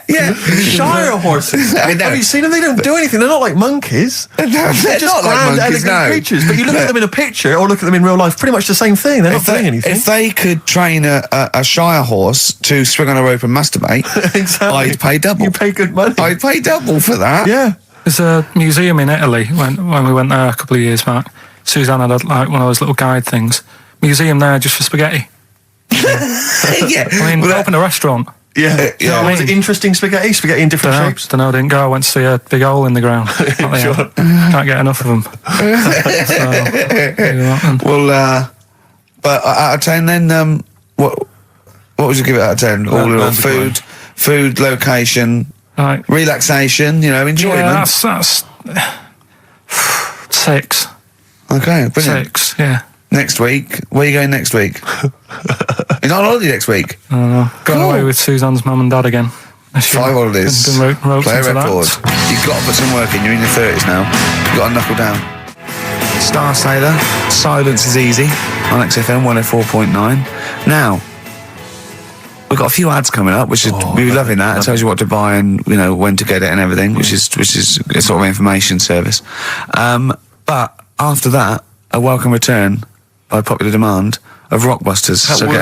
What do you mean by popular demand? Well, one person said to Carl, I used to like that, so he went away and started on it. Sure, brilliant. Yeah, brilliant. Get a paper and pen ready. Yeah. Turing Breaks, Mind Over Money, XFM 104.9. I'm Ricky Gervais, Stephen Merchant, little Karl Pilkington. Yeah. A couple of emails. Different people have visited various tourist attractions. Oh, yeah. Let me see who's this from. I'm not quite sure. But thanks very much indeed for it. So there's a link here. It's apparently in Devon. Barometer World. Brilliant. It's the world of barometers. It was established in 1979. And by one bloke who had a lot and thought, I can charge a quid for this, definitely. Here's the out of his own house, probably converted back scuttle. Exactly. Yeah, that's not a euphemism for a sexual act. But look at the webpage here, Rick. There's a picture of a beautiful barometer being held by a beautiful lady. Lovely. Who's definitely his daughter. Yes, definitely. Come on, Kathy. Oh, that. Dad, no. Come on. Undo your top a little bit. Dad, definitely made to do that. Yeah. Oh, that slight look of I hope no one I know sees. Just check out Barometer World. Barometer World. Yeah, that's available. If you want to check that out, www.barometerworld.com. That's now, barometers. Do they work? They're to do with checking, is it the air pressure? Well, everything. But I think that's what it's based on, isn't it? Sort of low and high pressure, so it's going to rain, it's not going to rain. Yeah. Or going to be windy, but I wonder how accurate they are. I think in the days before satellite sort of weather surveillance systems, probably essential. Yeah. Nowadays. As essential as hanging some seaweed out by the back door? Probably. I think it's probably similar. I think it's the same one as holding a needle and thread over a pregnant woman. If it goes clockwise, it'd be a boy. Yeah. Yeah. The thing about a barometer is how far into the future can it predict? Exactly. How do you know? If it's a case of you may as well stick your head out the window to see if it's raining. Exactly. This barometer goes, oh, it's going to be windy and rainy. When? The barometer goes, soonish. Yeah. So I can't say, but it will, well, within the 7 days. I don't want to be specific because you'll have me. Yeah, yeah. I don't want to. But I mean, I'm just a barometer. I'm not really a weather person. Analyse the information. Yeah, brilliant. What's in there? What's happening in there? What chemicals are being affected? How does it work? I don't know. I assume it's probably something. Wait a minute, let me email Barometer World. What could it be? It could be quite interesting. It could be mercury that's based on a sort of temperature. It goes up with. Oh no, it's not temperature, is it? Barometer. It's pressure. So. It's probably just very fine. It's like a fine, very, very fine needle, isn't it? This is almost as embarrassing as last time we were on. We couldn't figure out what the name of the leader of China was. Was it the King of China? The Prince of China? Oh, this is when we were trying to imagine what it'd be like if all the Chinese people at once jumped up and down and made a big tidal wave. But if you do know what the name of the leader of China is, we don't mean the name of the particular person in charge, but if it's a king of China, the emperor of China, the chancellor of China, the prime minister of China, didn't it? That was Japan. Yeah, this is it. I don't know what's the big guy in charge. Is he still the chairman? I know Chairman Mao was important. I think he was just the chairman. I think he just governed all the big meetings. Yeah, I don't know. He just kept the minutes. Head Chinaman? Head Chinaman. The major Chinaman. The top Chinaman. Number one Chinaman. Do you know what? We're going to be honest here. We know so little about China. It's true. We know so little about China. Yeah. It's embarrassing. If you've got any interesting facts about China, then email in ricky.gervais@xfm.co.uk. Also, I imagine the email address to use if you're going to take part in this week's Rockbusters. I did read an interesting fact. I'm researching. I'm doing a show called Politics, and I was researching. And there's a thing about sweatshops. Yeah, no, sweatshops. Like Nike. There's these facts, right? And these people get like, you know, a few cents an hour, and the CEO, I forget his name, for a Chinese woman to earn his 5.2 billion, she'd have to work 8 hours a day, 7 days a week for 10,000 years. But Steve, they don't. They don't. They obviously don't want to. Exactly. They don't want to. They don't want to. Lazy, Rick. Ian Jury and the Blockheads, hit me with your rhythm stick. Rick, are you likely to be going to Cumbria on your stand-up tour? Almost certainly not. Why? Well, it's just because you might want to visit the Cumberland Pencil Museum. That's the journey through the history of pencil making. I do like pencils. Really? Yeah, I just used one then. That's really So, do you have any idea how that was made? no, was it? Let me email them. Now, Chinese people. Oh, incidentally, it's the premiere of China. The premiere. Premiere. Oh, right, yeah. Oh, yeah. Sure. Yeah, I remember now. Yeah. Well, when you were away, Carl, we worked out if it's 1 in 10 people are sort of like gay in some way, with 1 billion Chinese people, there's 100,000 little gay, lesbian Chinese fellas of some sort. What do you think of that? What do you mean? Well, if I think so some sort of form of gayosity, whatever it's called, is sort of like 1 in 10, right? 1 in 10 people are gay, apparently. That's, Right. that does seem a bit high, though, doesn't it? I thought it was lower than that. What? You mean more than that? Yeah. I don't think so. I think that's of any sort of nature, anything. But what time did they do the survey on the streets as well? Because, you know, they go out late, so if they're doing the survey sort of around lunchtime, forget it, they're not going to get any. Sure. You know what I mean? They're all asleep. But if they're out at, say, 1 in the morning... Well, It's going to be higher, isn't it? Yeah. Well, the thing is, you know Carl's favourite song, The Killing of Georgie? A little fella, a little gay fella goes out and he gets beaten up and that. Carl went, yeah, but would it have happened if he'd have been going out at a decent time? True. But clearly in the lyric, it says, Georgie left the theatre before the final curtain fell. Yeah. Now, theatre's finished about 10:30. Yeah. So even giving him half hour, I reckon it was only about 11 o'clock. So you're talking rubbish there. are you sure that wasn't his curtains in his flat and he's closing them before he goes out? No, he was at the theatre. But I'll tell you what, I just realised something.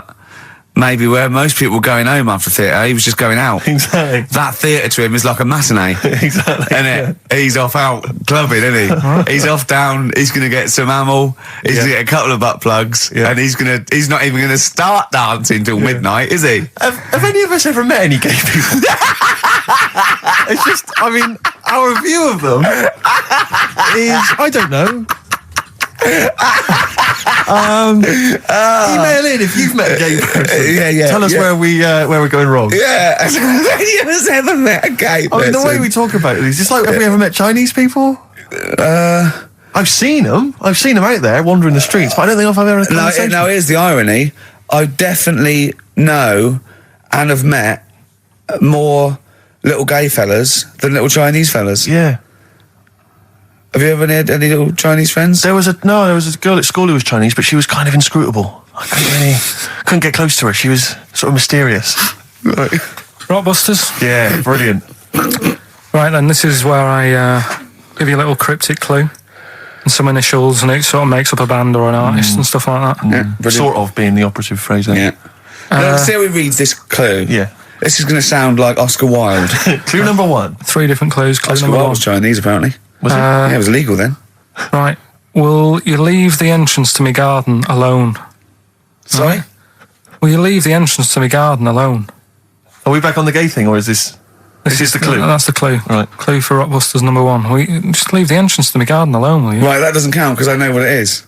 And what were the initials? What are the initials?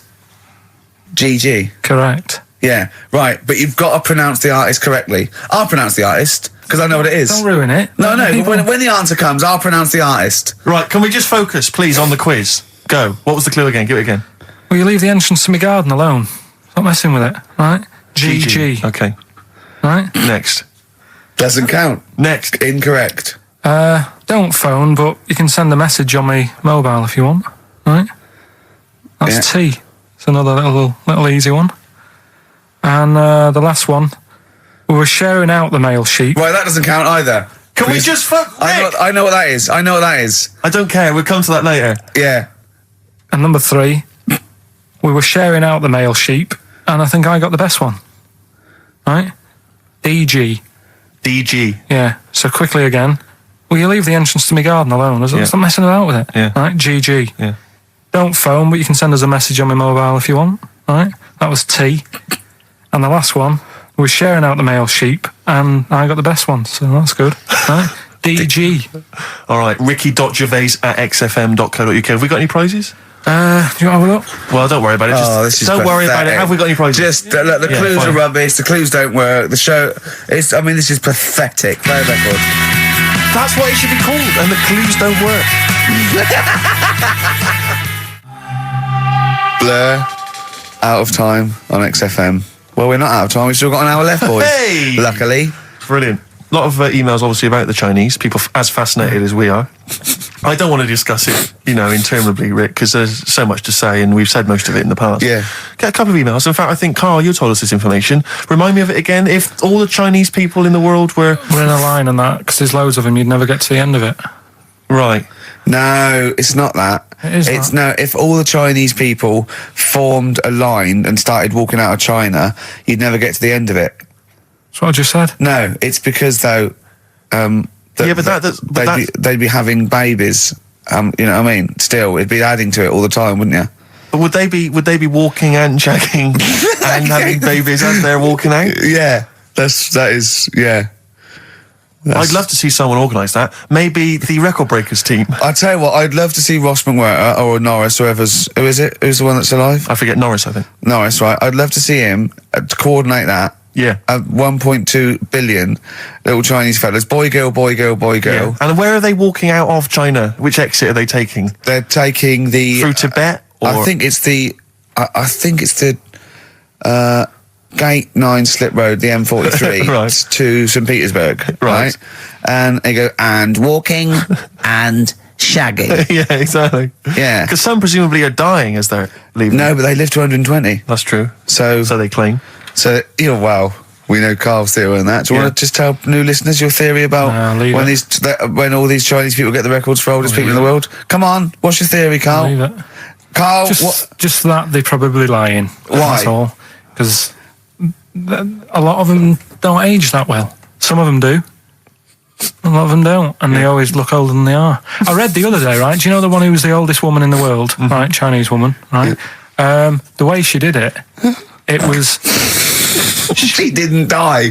That was her secret. Yeah. What she did, she got up every day and didn't die. No, she was like awake and that, and then she'd have 2 days just sleeping.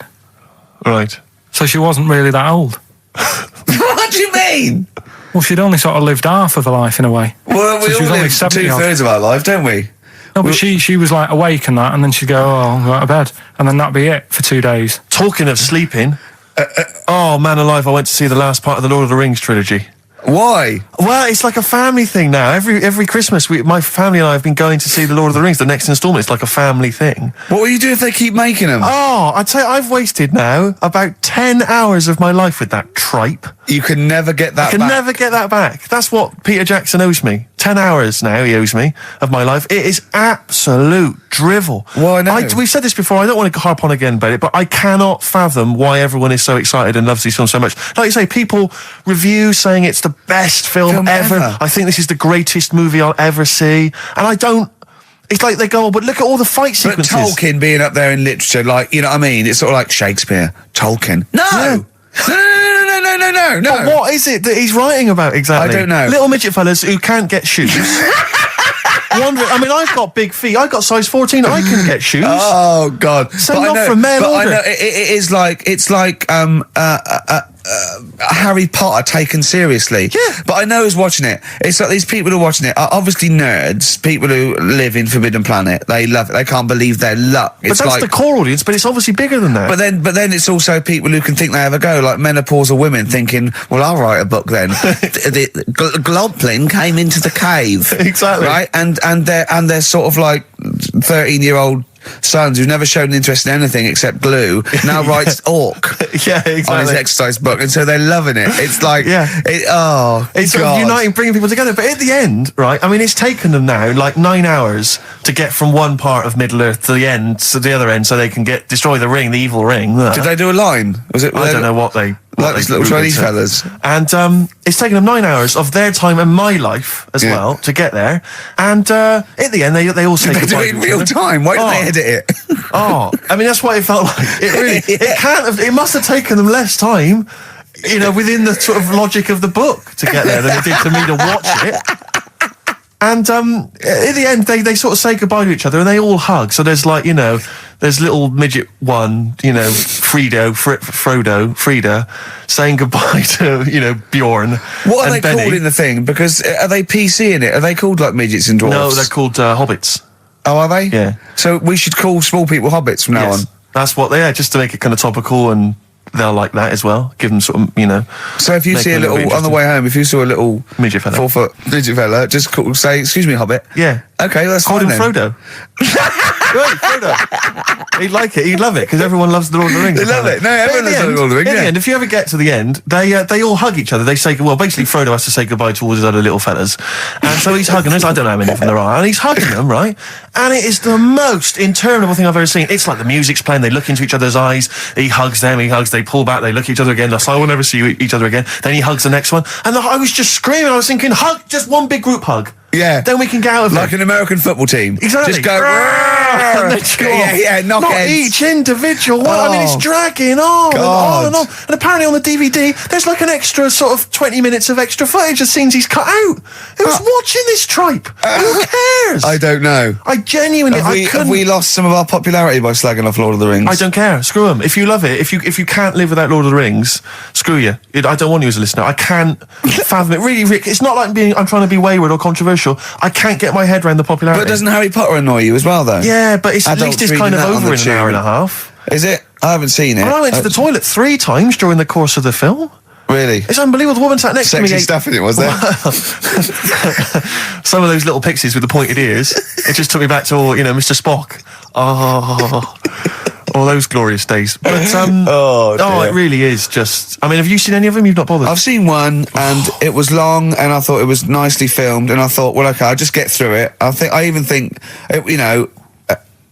it was just a list of, and here come the orcs. Exactly. Right, okay, we see the orcs now. Yeah. But it's like people go, look at the amazing fight sequences, the amazing immense battles. And it's true, he's got thousands of actors and stuff on horses, brilliant. But I'm not impressed by good time management. No. Well done, he's got all those people together, he's orchestrated it, well done. But it's got to be more interesting. My friend summed it up. He said the Lord of the Rings films, they're like the film equivalent of an Enya song. Yeah. And that to me is exactly right. Lots of billowing dresses, slow musical moments. That's good. People riding majestically on horses. Enya. Constantly riding majestically everywhere. Dido's taken over from Enya in that. Well, so I've got a confession to make. Go on. I like that latest Dido song. Oh, play a song. Let me just, I know. I thought I don't know what to say. Let me explain something to you, mate. Oh, God.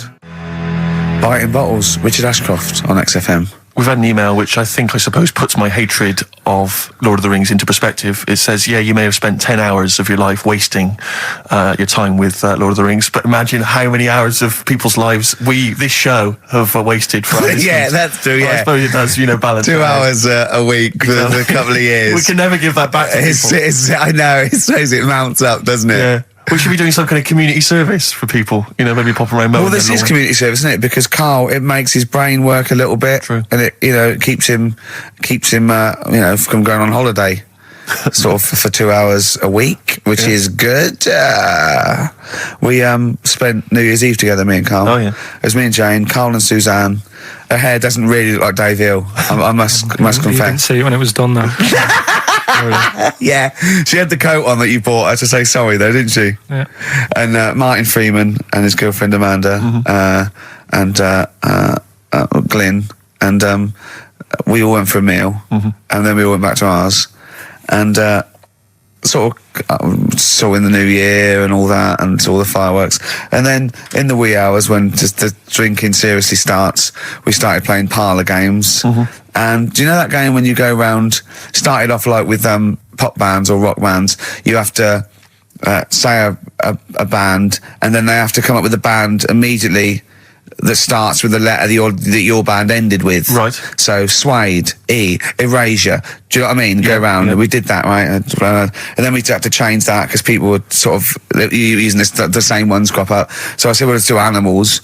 We're doing Animals. And I gave Karl one. I think Karl panicked. You know, do it quite quick. I want to just test it on you. Okay. Is this bands? What is it? I said... Now, what did I say? So basically, I said an animal, and it ended with E. Okay, so I go skate. Eagle.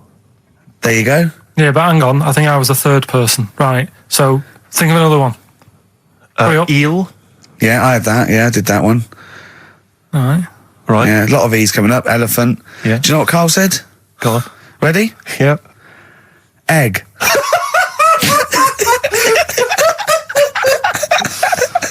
Oh, in a sense, I suppose. Egg? He went, yeah. I went, no, wrong. He went, well, what? And then Martin came to his rescue and went, well, what is an egg? Animal, vegetable, mineral. I said, well, it's animal, but it's you can't have egg. But would you allow tadpole? Well, yes. Yeah, because it's a larval stage. Yeah, no, but egg, you might as well have leg or eye, uterus. It doesn't count. Egg, you panicked. Brilliant. Oh, I still think I'm right. Well, you're not right. Yeah. We were naming, you know. It's a bit of fun, though, isn't it? Yeah.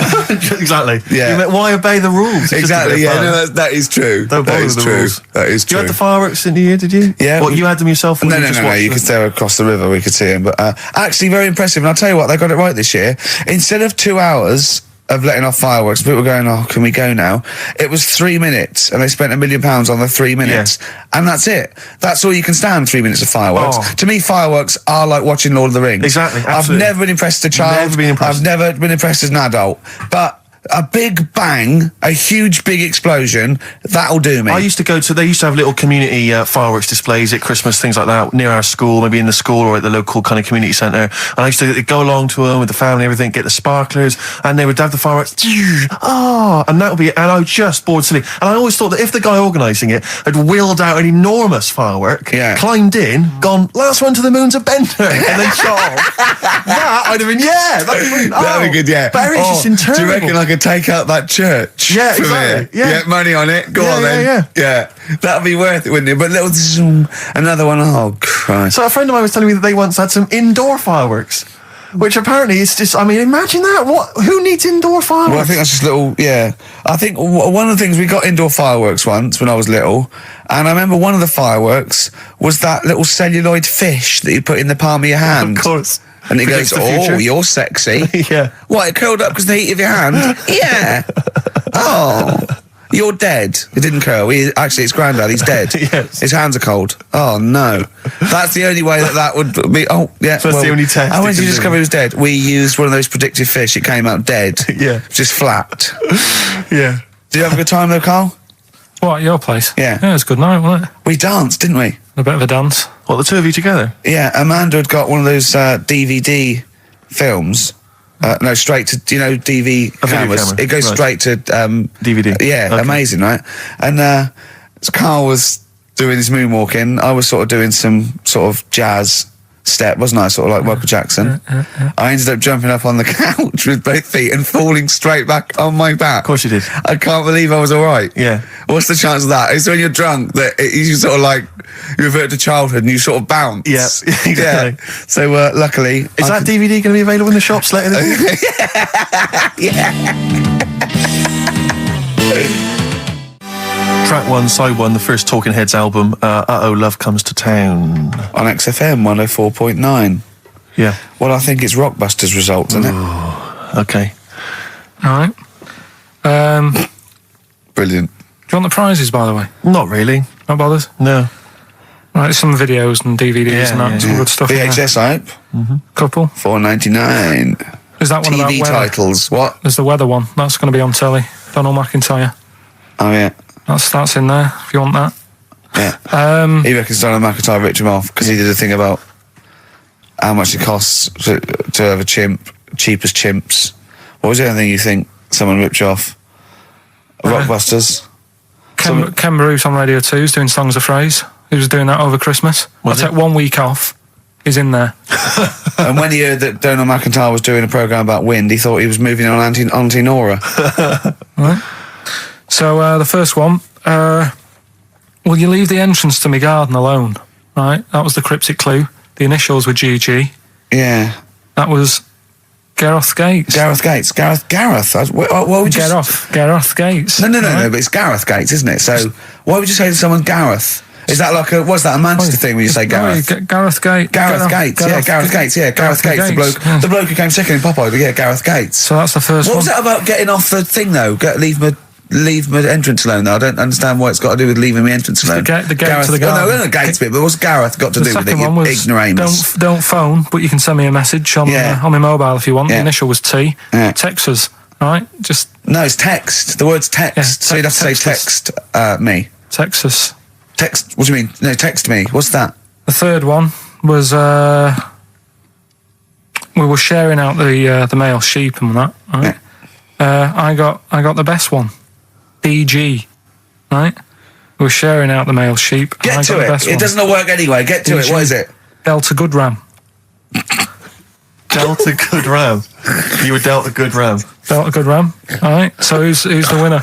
We're going to give it to Stephen Gunning from Tooting. He's got all of those right. I don't know how, but well done to him, and he wins some crap in a jiffy bag. Literally. You too on XFM? Yeah. Snow Patrol and Run on XFM 104.9. Yeah, not bad at all. So everyone had a good Christmas though, yeah? Really? Carl, even though it was like a little bit Lanzagrotte, it was a nice Christmas. Yeah. What was the book you read, by the way? Someone just emailed in and wanted to know. What was the book you read? It was The Governor. The Governor? Yeah. Right, okay. Did you buy Suzanne a gift in the end? Which you surprised her with on Christmas Day? Yeah, after that show that we did before Christmas. Yeah. I was walking home thinking, might as well treat her then. Yeah. Went and got her a necklace. Nice. Actually, she said she wanted a necklace, but I didn't know which one, but went and got one. Yeah. And she was happy with that. Yeah. That shut her up. Yeah. But, yeah. And did she get you a gift back? She did get me something, yeah. See, we knew she would. Of course she would. Yeah, but the thing is, right, she got me a little Game Boy Advance to take on holiday because she knows I get bored. Lovely. Right? So that was good, but I was like, hang on a minute. I know how much I spent. Oh, and I know how much these are, right? But I was clever though. When I got to the airport, I bought her to get me an extra, bought me an extra game for it. Yeah. Got the value. Of course. When you were growing up, did you wait to ask your mum for sweets right at the counter so the woman would embarrass her into getting you it? What, you mean just slip it in the basket? Well, no, just wait till there's some, a stranger watching before you ask for sweets. Mum, can I have a Kinder Egg? Did you sit in front of Suzanne when it got to Suzanne, can you get me something else? Because remember I spent more on that necklace than you did, like Game Boy Advance. And the woman in Dixon's goes, oh, you better get him something else. She goes, oh, bloody hell, all right then. Nah. She did well, though. You know what I mean? She's done well to keep you, hasn't she? Because you're such a find. You're quite a catch. Yeah, she must wake up every morning and go, ooh, I am the luckiest girl in the world. Well, she told you that the other night. What? She said the other night how good it is living with me. Oh, yeah. I said to Suzanne, it must be great, because I only see him 2 hours a week and I like to squeeze his little head. You can do that all day, every day. Does she ever squeeze your head? No. No? No. It's like that thing, though, isn't it? It's like when you work in a chocolate factory. You get sick of it, don't you? If it's there all the time. Yeah, she must think, well, I could squeeze that head any time I wanted. It's not worth it. I'll just, yeah. What about your Christmas? My dad, I'm wondering if you're turning into my dad, because he bought my mum a bracelet. He won't mind me talking about this, because he said you'll probably talk about this on the radio, and you're right, Dad, I am talking about it.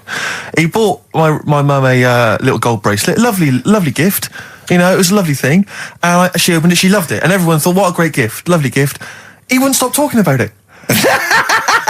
He wouldn't stop talking about the gift he bought. He kept on grabbing my mum's arm and showing it to people. Look at that. Look at the gleam on that. The gleam! Steve, look at the shine on that. Look at the gleam there. Look at that. Gleam. And do you know what he said? He said, the great thing about that's pure gold. He went, it's an investment. That's an investment, that. Because gold, it's always worth something I gold. love that when people get a gift and it goes an investment. I love it. But what? Not only does it sort of take away any of the romanticism of it, but it was the way he constantly was talking about how great a gift it was that he bought. I haven't heard the word gleam for 30 years. Look at the gleam on that. The gleam. Look at that. Look at the sparkle on that. And look at that. It looks like rope. That's what he kept saying. It looks like rope. It looks like gold rope. And he just, I don't know, I heard it, he disappeared, we were opening gifts, he went disappear, I could hear him in the kitchen going, think about that's pure gold, that, Elaine, that's pure gold. I might melt that down. Yeah. John, next door neighbour, John, look at that, look at the shine on that. That's great, that's brilliant though. But it's just, it sort of undermine the gift a bit, if you keep on droning on about how great it is. If people enjoy giving, that's nice, isn't it? And you got to, what did your mum say? She loved it. She couldn't get a word in edgeways. That's a step up from a jar of coffee, though, isn't it? It is a step up, yeah. That's good. Oh. What about yours? I didn't get my mum and dad anything this time. No, because I'm always treating them anyway. Whenever if they need a few quid, if I can help them. Well, you are the gift that keeps on giving, Carl. No, but don't just go giving anything just for the sake of it. You know what I mean? Wait for the time that's right, sort of thing. Just because it's Christmas. Because... there's no better time, is there, really? No, I just was going to say my mum and dad didn't get me anything, but they did. What did they get? But just some money. But I'll get them something when the time's right. Do you know what I mean? They always need bits and pieces through the year, so I'll look after them. Sure. But it was weird being away. Has anyone got caught onto the fact that they leave groceries in the telephone box near your dad yet? No, that's still going on. Is it? Going on, yeah. Oh, that's fantastic, isn't it? That is just fantastic. So when he needs a loaf of bread, pint of milk, just goes down. Does he ever give that as gifts? Now listen, are we doing the film thing in a bit? Oh, got more prizes. Yeah. Is it better than Rockbusters? It's all right. I did it in a bit of a rush because I was only in yesterday, wasn't I? Sure. Well, yeah. If you take 3 holidays a year, then there's not enough time for the work. Me and Steve like to, put our priority into, doing the work, coming up with a good product, and getting a holiday when we can. We haven't. I haven't really. I'd love a holiday, Rick. I love a holiday. But I don't do the holidays for me. It's for Suzanne, isn't it? She's the one who likes going away.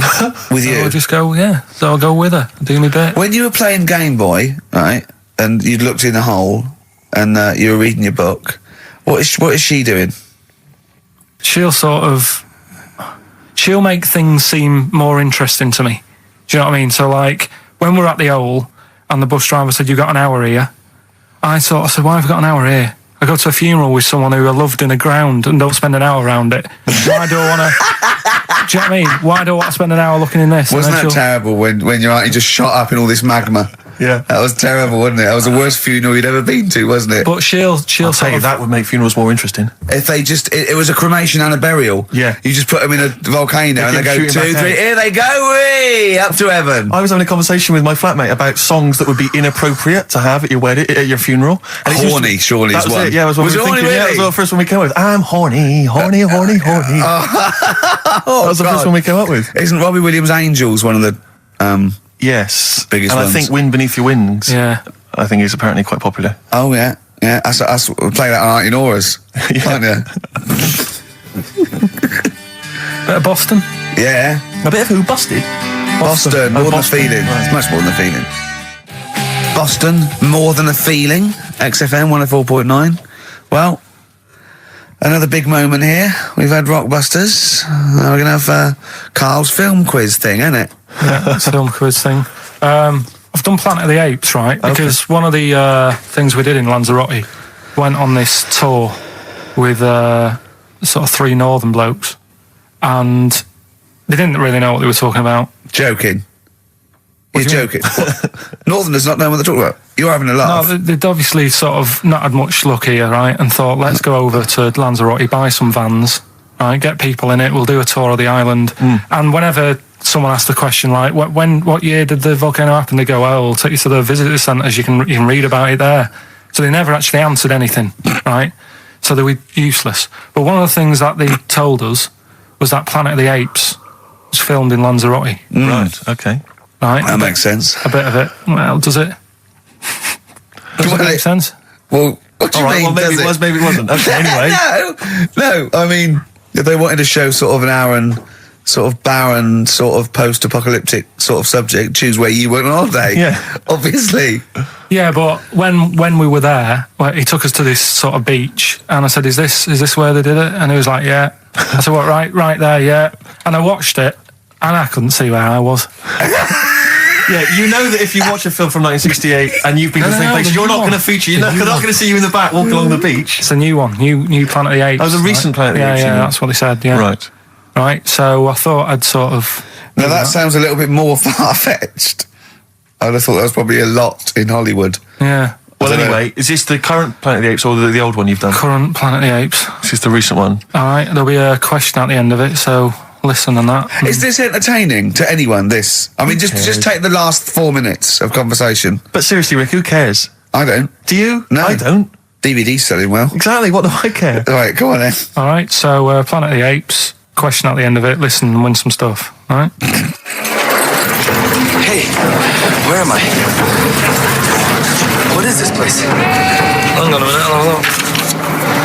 According to the Lanzarote guide, we've been dropped off at the volcano bit. Apparently there's 36 volcanoes here to be seen. I hope you don't mind my saying, but this is a waste of time. I know what you mean. Don't know why they need 36 volcanoes.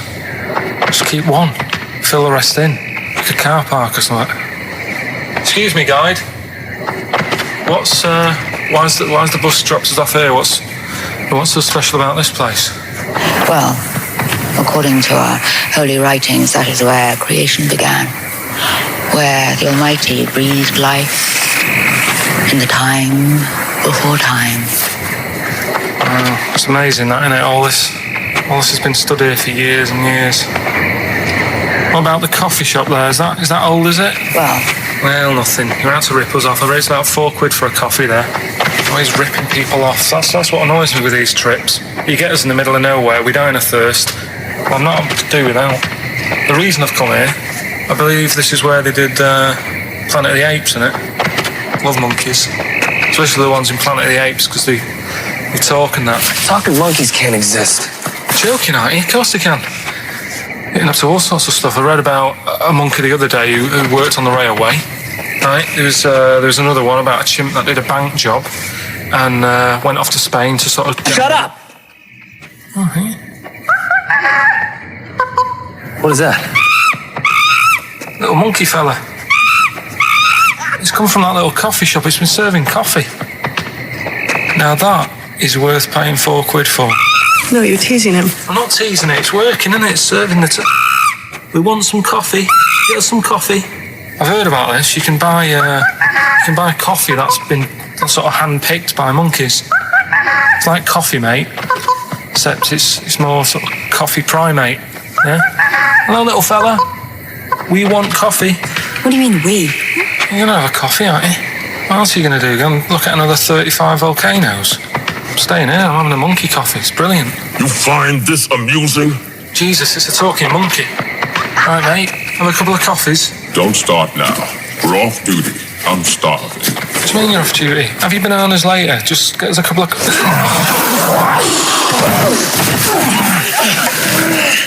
I understand that you're tired and you've probably been on your hands all day. Just forget the coffee. You go and get some lunch. After you've got some coach, you lazy ass. You damn human!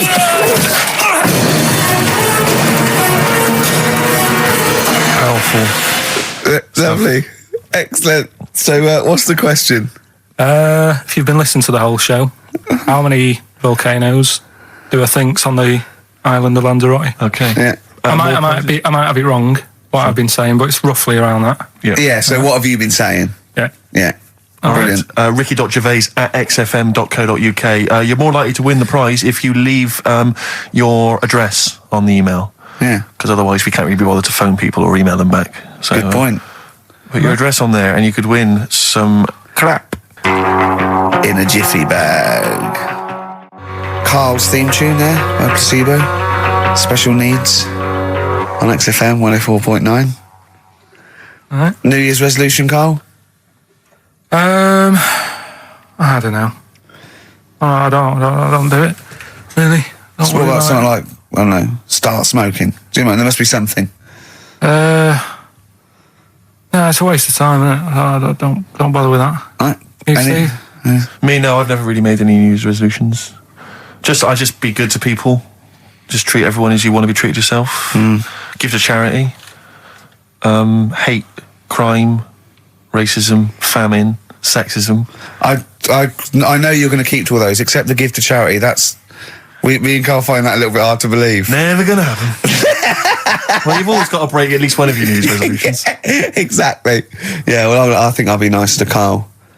What about learn more? I was thinking that. I want to learn more. Always teaching you stuff. I watched, I'll tell you what, Christmas telly was dreadful this year. I don't know if I've hit that age where I think consciously I thought this is worse than usual. Yeah. And I ended up watching Discovery Channel and History Channel again, and I watched 4 episodes in a row of this fantastic documentary, 1418 War, narrated by Dame Judi Dench, and it's brilliant. I just can't get enough of it. I hated history at school, and now I want to know everything. Yeah. And I think that's mine. Learn all the stuff about stuff. I like learning now. I always say that to you. I'm always looking up stuff. When I was on holiday, even though it was sunny outside and they had big holes to look at if I wanted to, I stayed in and watched Discovery there and was watching stuff about scorpions and that. Yeah, what did you learn? Well, nothing, because it was all in Spanish. But I just watched it. What I found odd, right? What I found... Scorpions, I get it. It's only about poison. What I don't understand is with scorpions, right? They have like this sort of weapons, don't they? They have the poison and stuff, right? Yeah. Which can kill a man. Yeah. But there was a couple of little animals and that were its sort of enemy. Yeah. And it stung them and it didn't kill them. So what's the point? Well, firstly, not all scorpions kill a man. Some of them, this one did, they said. Yeah, well, they range from like bee stings to so much venom it can take down a horse on things like spiders and snakes and scorpions. So it depends. But a scorpion that will kill a man would kill a rabbit. So I don't know what you're talking about. No, there was a snake that it stuck its thing into and some sort of beaver, and they were just like running about. There's nothing funny about that, so why would that? Well, the snake wasn't running about, was it? Well, it was slithering about a bit. Yeah. What was the beaver doing when the snake... Just sort of, I think it ate it in the end. What? Ate what? Ate the scorpion. Just wandered off. Well, it wasn't a beaver. Oh, there you go. There's no way it was a beaver. All right, an otter. This is what you've pieced together from a show in Spanish. Well... I'm just saying though, how come it can't kill something that small, yet there's someone on holiday that's no sort of danger to that scorpion, we're not going to harm it, right? And yet it can kill a man. So you say, but I don't believe it. Shut up, mate. Seriously, this is gobbledygook. Taught you something again though, that's what I'm saying. What have you taught us though? What is that? What is the fact that's come out of that? A scorpion can kill a man, but the beaver was dancing with a snake, then it ate it. You do that that's all the not time, a fact. though. That's not a fact. Down. New Year's Eve I taught him something, right, about dead people. No, you know what things it taught me? I was saying you're talking shite. He says they found out your soul weighs an ounce. Your soul? Yeah. Your soul weighs an ounce. Right, who found this out? I read it. Your arsehole weighs an ounce. Yeah. There's no such thing. A soul weighs an ounce. You're talking drivel. All right. Have you got any monkey news? So what did they do? They measured. They weighed someone who was alive, and they will wait for you to die, then weigh you again. There was someone you've lost an ounce. Yeah, it must be your soul shooting off to heaven. It was someone who was really ill, and they said, we can't do anything for you here, but we've got a bit of an idea that we want to do. We've been wanting to do this. Stuck him on some scales. He said, right, you weigh 9 pounds an ounce or whatever, because he was wasting away. He died, 9 pounds. Right? Fine, well, that's proof if proof be needed. Talking shite. Monkey news, we might as well leave it. No, come on, tell monkey news. No, it's nothing that great, really. Is it worth playing the jingle? Quickly? Go on then. Oh, chimpanzee that monkey news. Right, it's about a monkey. 2004, four. It's about this woman monkey who was born in 1834. Right? Half monkey, half woman. No, not true. It happened, apparently. It was in the Daily Mail. Right? Okay. The Victorian ape woman was her name. Mm-hmm. Yeah, I christened this thing Victorian ape woman. Well, we thought Sandra. No, I'm calling it Victorian ape woman. She was about 4 foot. No, didn't happen. She had lovely thick black hair on her head and on the back of her legs and on her arms. Yeah. All right. Save stockings. Let's have a look. And she didn't need a bustle because of a huge ape-like arse sticking out the back of her dress. She was good at reading and sewing. Well, it's good because they didn't have opposable thumbs. So she could speak 3 languages. Yes. She was human, monkey, and monkey human. 20 offers of marriage. Does that annoy you, Steve?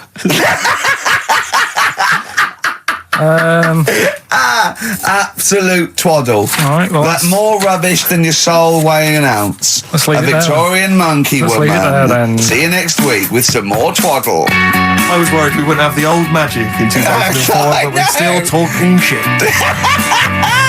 Merry New Year. It's the best of. You've been voting in all week, sending your emails. So here's the clips that you wanted. All right, so here's the first bit. Yeah. Some doctor or something who was into like the way bodies work. They got their head cut off. And the doctor? Yeah, he was doing a bit of an experiment. And he cut his own head off? Yeah. Okay. And it was about, he said, when my head's in the basket, I'm going to blink my eyes. Right.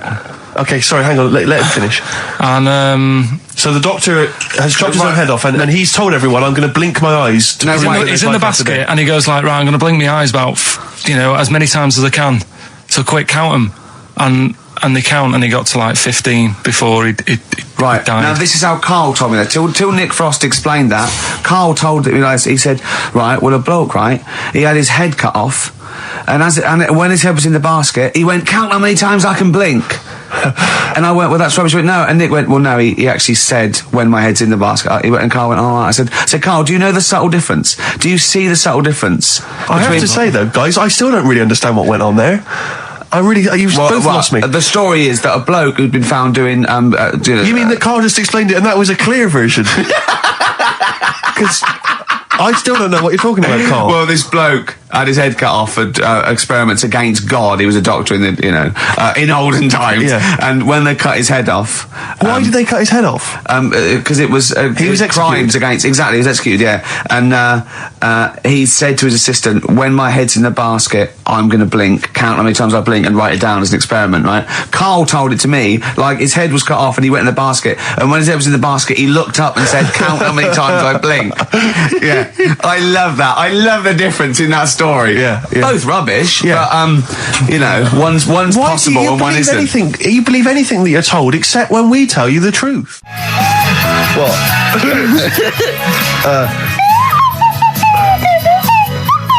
Someone's left one of those little things in here. It's brilliant, isn't it? It's amazing. What are they called, those things? I imagine just there. I was thinking of being in the front row at a Morrissey concert and going, can I just play along? They are brilliant. I don't know what kind of sound that is. I don't know. It's only used for when Kenneth Williams sees someone undressing.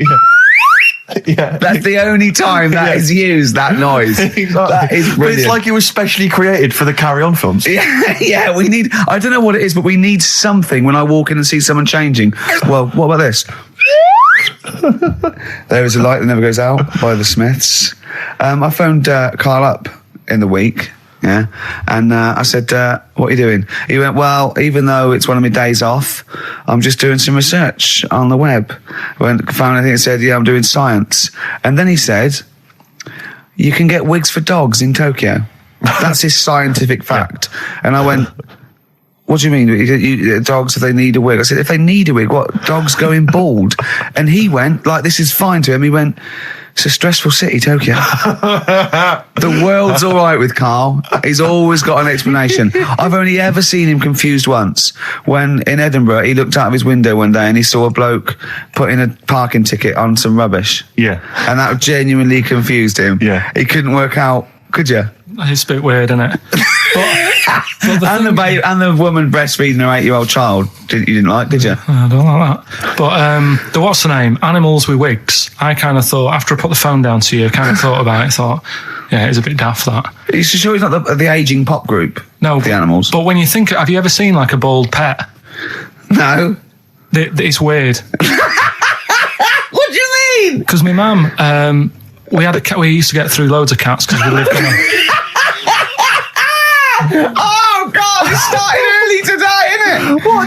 got It's through only a lot 10 of cats. past one. Because What are you doing? No, Running a restaurant? We lived on. Oh, God, what do you mean? No, we lived on like a main road. Oh, yeah. Right? So Yeah. we used to get through a lot of them. My dad It was kept their saying, risk. you know, stop wasting money. You know, it's not Stop good. wasting money, not wasting cats. Right. So anyway, we had this cat that was ill all the time, and It's just bag of nerves, probably. Yeah, malingerer. Yeah, I'm terrified. I'm going to which house? Rome. Oh, God, bloody hell. Rome. Don't let me go to the Pilkingtons. and he, for some reason, it kept being sick all the time. Right? Yeah, that is nerves. That's definitely nerves. So my mum kind of thought, I've had enough of this, and she shaved it. Whoa. Whoa. Now, I know you're not vets in your family, but what correlation did your mum think there was between you being sick and shaving it? Because it kept being sick, and it was a pain to wash because it kept getting So caught she up. wanted a dry wipe cat. So Why didn't she just varnish it? What? it's weird. It's weird. though. So now he's cold and sick. No, but not all of it. She left sort of the back half, but sort of from its waist, sort of. I love that. Shave it because it's sick on itself. And That is it was the genius. weirdest looking thing. I mean, normally I like cats. I'm always like giving yours a stroke on the head and that. Yeah. But as soon as she did that, it was like, oh, Yeah. can't touch it. And then So now it's sick, cold, and hated. Yeah. Carl. It must have, I mean, the other cats must have been taking the mick out of it constantly. It's just making things worse. Did it get, I'm hoping that it got run over and was put out of its misery. no, I think it got all right, that one. Or is that the? Yeah, it did get run over. It did. Oh, God. Oh, dear. How many cats do you say you've got through? I'd say whilst I was living at home, I mean, it's still on the increase even though I'm not there. So whilst I was there, probably 5.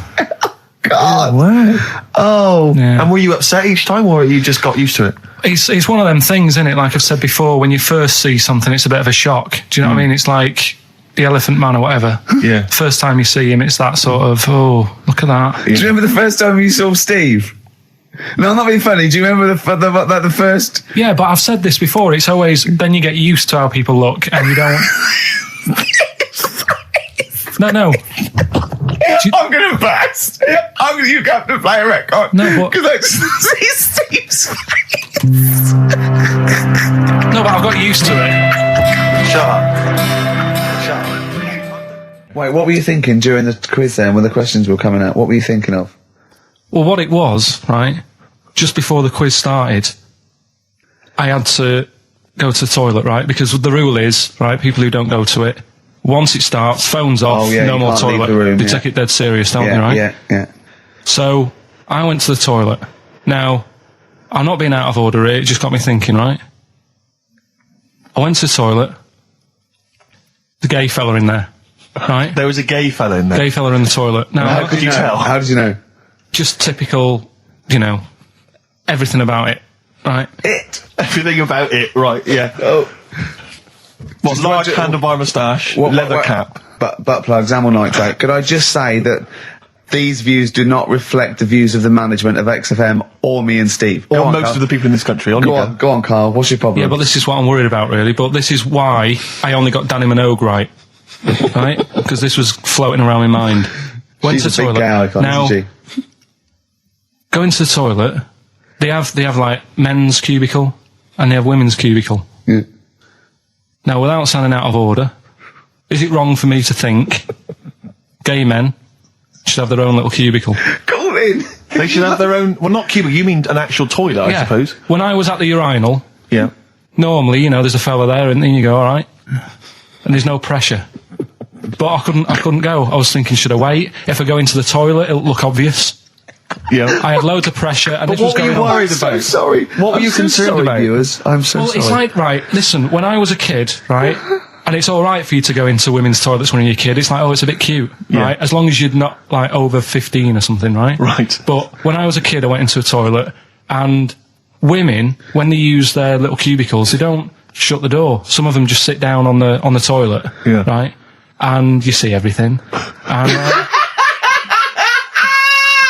no, seriously, that's probably one of the first times I saw, like, a woman Yeah. That, right, and my Auntie Nora when she was staying over. What happened with your Auntie Nora? She was, she's into wearing caftans. Into wearing what? You know, caftans. Oh, yeah. What caftans? Big, bellowy sort of dresses. Right. And, yeah, I used to sit on the floor at home in front of the telly. Sure. She was on the chair behind. Yeah. She did a bit of a sort of a Sharon Stone scene. Oh, God. Yeah. Did you see it? There was no underwear. No. What age were you? What was it like? What age were It you? was like a ripped tennis ball. What? Right, we're off air. Either that or put us in for the Sonys. This is the Best Of Show on XFM 104.9. I'm Ricky Gervais, with me Stephen Merchant. Yes. I hope you're enjoying the Best Of. Oasis, Live Forever on XFM 104.9. Right, we're in the swing of things. It's mine and Steve's favourite bit of the whole show. This is what we do this show for now. Educating Ricky. Yeah. Go for it, Carl. As you said, learning can't be fun. Yeah. Yeah. Okay, I'll go for the one. What's the one about the butcher, going down the butcher shop? You've got get your kit on, we're off down the butcher's. Yeah. You going for that one? Yeah. Well, do you know the saying, don't let the cat out of the bag? Yeah. Do you know what it means? Yeah, well, don't give away a secret. Right. Well, do you know how it came about? No. Well, ages ago. Before, like... Ages ago. 17th century? Yeah, before, like... Yeah, 17's good. Yeah. Before, like, you know, proper butchers and Dewhursts and supermarkets and that, you used to get these blokes who sold meat.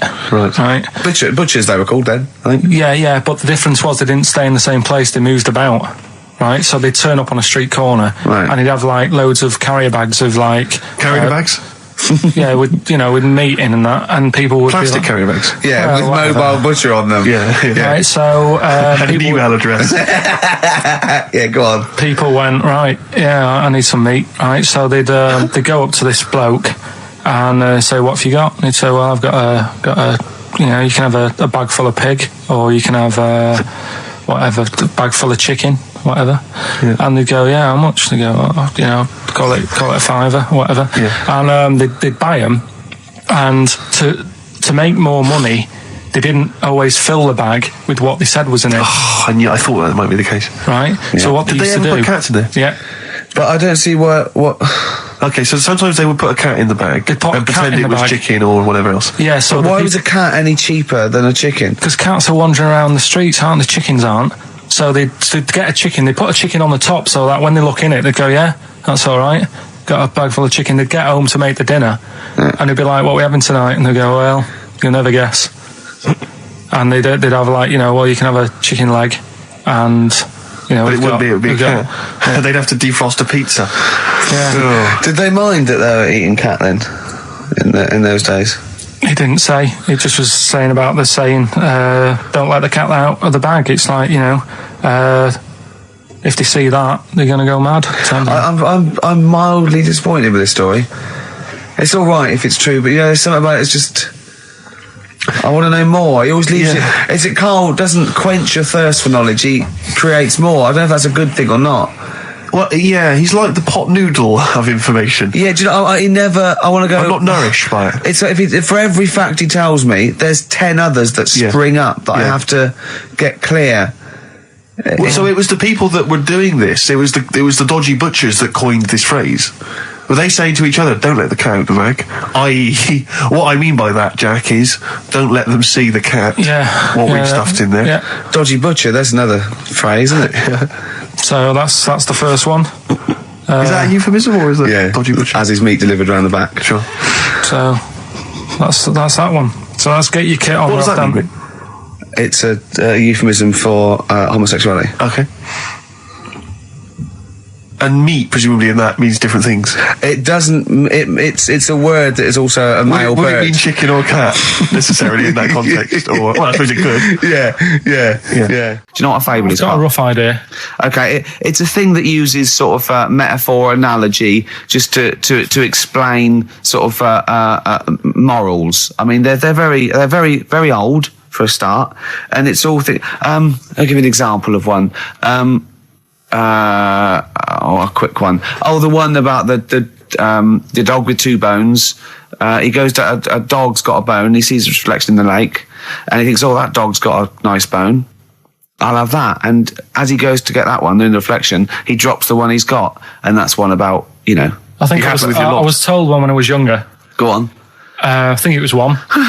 This young lad, he's got a dog, right, and he's about 8 years old, and this dog, he's had it since he was about 4, and it's a bit tired now, and he chucks sticks for it, and it doesn't go for it, and he's saying to his mum, "Oh, I want a new dog because this one's useless. It doesn't do what it doesn't have any fun with me." So they say, "Oh no, but Rover's a good little dog. You should look after it." And he's like, "Oh, I don't like it. I want a new one." So they buy him a new puppy. And it's running around, yapping about, and he's loving it, and he's playing around with it in the grass. And then one day he goes to the park, and he's messing about and rolling about with it, and he falls into the lake, right? And the little puppy's like yapping at him, and he's going, help me, little dog's yapping. And then the old dog comes and gets his collar, and it pulls him out of the lake, and he goes, "Oh God, why did I forget about you? You're the better dog." And he loved that one again rather than the puppy. I got a feeling that was Lassie. Well, yeah, that was an episode of Lassie. What's the moral? What's the moral there, Carl? What's that telling? What's that explaining through analogy? Sort of, don't forget the old. Look after old people. I remember there was one I heard once about a young boy who got trapped in a lake inside a cage. But he loved his trainers so much. He wasn't going to get them wet. But even though he had to get out there, and even though he thought that was the important thing because it's material value, he actually drowned, and the trainers were no good to him then. I woke up this morning, feeling fine. It's not a blues song, and I turned my phone on, and it was from Carl, and it went, "Forget it, I've made my mind up." And I thought, wow, what is that? And I forget it, I've made my mind. I went, "Carl, what is it?" He went, "Oh no, it's about the text I sent you last night." I went, "Well, what was it? I just got this text." He went, I was just wondering, I was thinking last night. He said, "Supposing you had to have your hands removed." Sure. Right? And the doctor said, "Well, you can either have them stay like that with stumps, or I can sew feet there. What would you have?" And I was bleary-eyed, and I went, "The stumps." He went, "Yeah." I went, "All right." He went, "Yeah." And then what was his follow-up text to that? And then I got the text. It was obviously before it, and it went, and it was like quite serious. What would you do if surgeon not doing your hands? Would you have stumps or the feet? Right now, the way when I said he's made his mind up, and I went the stumps, he went, "Yeah." I think secretly he decided on the feet, but was too embarrassed to tell me. There's a little bit of what would you do? Because But why did you think of this? Why did you think of this? Girlfriend's away, right? Yeah, no, that's not why you start thinking bizarre surgery devices. Right? I'll let you into my little mind, right? Last night, I had some beans on toast, right? She was away. It's good already. She was away, she had some beans on toast, she went wild. Yeah. Right? Now, I was stood up, I live on on a high street, right? So I'm washing up, I'm looking out the window. First thing that had my attention is, I can look into other people's flats, right? Yeah. And it was weird how all these different lives were going on, I was watching them, and everybody had the telly on and was watching Volcano, right? Which was on last night. Right. And I thought, that's weird, right? I can see them all watching it. And it was like a little Chinese lad who was dancing around in some underpants. Yeah. And then there's a little old woman who lives downstairs who was reading a book, and she's always reading a book every night. And it's like, I have a better life than her. And then there's like some sort of bouncer who's always getting ready to go out late at night with all the black on. He looks like a bouncer. So I was watching all this life going on. I thought, did you witness a murder while you were doing this? Yeah. It was like that sort of Sliver film where that bloke had loads of tellies watching people's lives. So that was going on in my mind. And then I was washing up, and I picked up the plate, and I thought, it's amazing, isn't it? The human body, the way you can just sort of, I want to pick that up, and you do. Yeah. And the way your hands work, right? You've got 5 little digits, but it's just the right amount to do what you've got to do, right? So I'm cleaning the plate. Sorry, Carl. Stop. It's just the right amount. Might be one of the most genius things I've ever heard said. I would love David Attenborough to phone you up and say, Carl, how do I word this about the evolution of the mammalian front limb? Just go, I'll just say it's the right amount. But it is. One Of course extra it would is. get in the way. Yeah. And one less would just make it that little bit more tricky when picking up a bit of a slippery dish. Or buying gloves. Yeah. A slippery dish. And then the other thing is, the one that I was reading, the world record with the fellow who's pulling a train with his teeth. Does that make any difference that he's done it with his teeth? What do you mean? Well, what difference does it make? Well, isn't it? It's quite hard to pull a train with your teeth, I imagine. Well, it's pretty hard to pull a train. All I'm saying is it because he couldn't beat the fella who's pulling it with his hands? Well, this is my point. I think there was one bloke with the record for the running backwards 100 metres was sort of like 11 and a half seconds. And I was thinking, turn around, you'd probably have a really good go at that. Do you know what I mean? Yeah. It's sort of like doing a marathon with a milk bottle on your head. Take the milk bottle off and see how fast you can go, you twat. But you can just tweak it, like the fella who has done the pegs on the face, right? Yeah.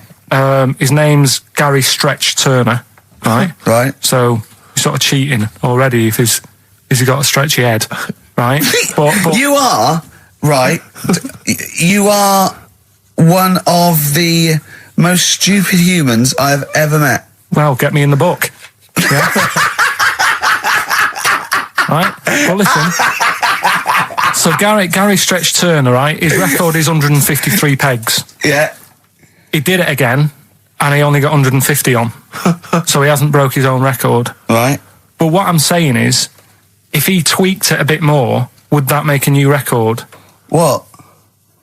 Well, if he said, I've got 150 pegs on, but at the same time as eating a burger. I see what you mean, yeah. He'd be the world record breaker for pegs and eating burgers at the same time. Yeah, just change it a bit. If you know you're not going to make it, just do something else. I'm assuming the rules are set at the beginning, Carl. That's it. That's where they say, right, you're just going to do the pegs thing. You're not going to introduce burgers halfway through, are you? Definitely not.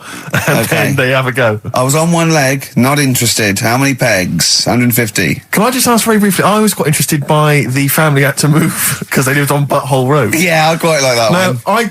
I don't know if I've told you before, Rick, where I used to live. I'm not going to tell you the name of the street that I used to live on, not on air, because my parents still live there and I don't want, But I'm going to write it for you now. This is the genuine name of the street I used to live on. Just imagine when you're at school. Yeah. And like in class, for instance, in French, you've got to say, you've got to answer where you live. Yeah. J'habite, wherever. Yeah. That's the name. This is actually the name of the street we lived on. No, it's not. I swear to God. That is... Absolutely right. I could phone my father now and he could confirm that for you. No, I swear because he doesn't want to God. And I tell you that... But listen, do you know what worries me? It's the apostrophe S. I know. Because that's blatant. Yes. Amazing, isn't it? That is incredible. But imagine how embarrassing that was. So if I look that up in the Bristol... You'll find that in the Bristol A to Z. I swear to God. That is really... Why have you never told me that before? I can't believe I haven't. That's I'm incredible. still embarrassed now. Do you know, whenever I have to phone up, if I have to give that address, I always spell it instantly. Really? Like, somehow that'll hide it, that'll disguise the name. But I can't get over that. Anyway, if you perhaps live in Tits Avenue, or... Wankling Drive. Wankling Drive, just get in touch. Let us know, we're not really interested. You've been voting in all week, sending your emails, so here's the clips that you wanted. Carl, you're making noises while I'm talking. Yeah, but you do this all the time trying to wind me up. And I'm not saying Manchester's the best place in the world, but what I'm saying is there's bits of it that I really miss. Yeah. Like last Sunday, right? When I'd met up with Ricky, we had spaghetti bolognese, which was all right. And then I said to him, I need some soil. Damn, I wish you'd invited me. It sounds amazing. So I need some soil. What do you think? You need some what? Soil? Soil, yeah. I need to repot a plant, right? Yeah. So you need to repot a plant? Yeah. Fair enough. So I'm like, where you can't see these shops in London. Do you know what I mean? There's nothing around. I took him straight to one in my street. Yeah, but near your street, and that's probably the only one in London. Well, you say that, Carl. No, it does annoy me. Round my way, it's like, you know... You can't move for soil shops. There's earth. You can just pick up handfuls walking down the street. Yeah, incredible. People just lean over into someone's front garden. No, you can take the plants as well. No, but what I'm saying is, Manchester, there's loads of decent hardware shops. Yeah. Here, you know, if you want a panini and a latte or whatever, you can't move from. But for soil, I had to go virtually how many miles away from me to carry that soil home and stuff. Yeah. It's not good. I mean, London's all right, but if cities were sort of marked... It's neglecting the peat market, really. Well, there's barely any mulch available in central London. I'm sick and tired of not getting a good, decent compost of a Sunday. Indeed. So, I'm thinking of moving to the north, where there is loads of soil and gravel. Indeed. And animal shite. Whatever. Yeah. So you were going to say, if you were marking cities out of 10, what would you give London? Well, if you were marking them on, like, on what they have. Right. As opposed to what? Well, as opposed to... How you spell it. So, like, I think the greatest city in the world is Rome. Right? Okay. It's pretty amazing. Yeah. Have you been? What? Yeah. Why do you think that, though? Just because, like, you turn a corner and there's something there that's really old. Right. Like, you're going down a normal street. go and stay in a Derby and Joan club. Yeah. No, but it's like you're going down the road and then you turn a corner and like the Colosseum's in the middle of a busy road. It's like, what's that doing there? Yeah. And just when you think there's no more, you turn another corner. It's almost as if that was there first. Yeah. Well. Yeah. But do you know what I mean? London. Yeah. What have we got? Trafalgar Square is world known. And you go there, what's there? Yeah. Do you know what I mean? So there's a lot of space there. Get one big B&Q. In Trafalgar Square. To cater for the whole of people who live sort of central Londonish. Yeah. And then I'd be happy, but what I'm saying with Nelson just popping up through the middle? Because you can still see it, couldn't you? Yeah. It's a great idea. So B&Q could be like the whole sort of flat thing and make it sort of grey so it looked like rock, and then Nelson popping up... Make it classy is what you're saying. Yeah. Stone clad it. Yeah. So it looks like you've made an effort. Exactly. And then you can pop in, and then you can go out and go, oh, look, Nelson's column. Oh, look at that. Isn't Nelson? Oh, look at that. The victory. Defeat. That's fantastic. One of the greatest living. Yeah. I need some nails. Yeah. Perfect. Killing two birds with one stone, you're saying? But why isn't there more than them shops? Because when I went into yours, every time I've been in there twice now. The first time was to get a shower head. Right. And I went in there, couldn't resist buying something else. I ended up getting some super glue as well. Blimey. Hey, big spender. And then, last Sunday we went in there, got 2 bags of soil, not one, I bought 2. And I bought some scissors to cut plants with. Secateurs. Well, you never know when you want, you might need more soil, I suppose. Well, I've got stocked out now. Where'd you keep it under your bed? Sorry, this isn't going out, is it, this conversation? It's not going out on air. I got a feeling it might be. You're joking. We better play a record. Okay. Play a classic. Right, we've got, who's that on the line? It's Rob. Rob, and, are you a doctor? I'm a final year medical student. I'll be a doctor in 2 months, touch wood. That's close enough, isn't it? Yeah. Excellent. So, where do you study? Do you want to give more details, or do you want to remain anonymous as you're calling in to I study at Barts Hospital. All right, great. So, why do GPs sometimes put their finger up a man's anus? To see what's there. If you've got hemorrhoids, if you've got an enlarged prostate, it's either that or they stick up a big tube and have a look up with a light. What? And it's easier to do that.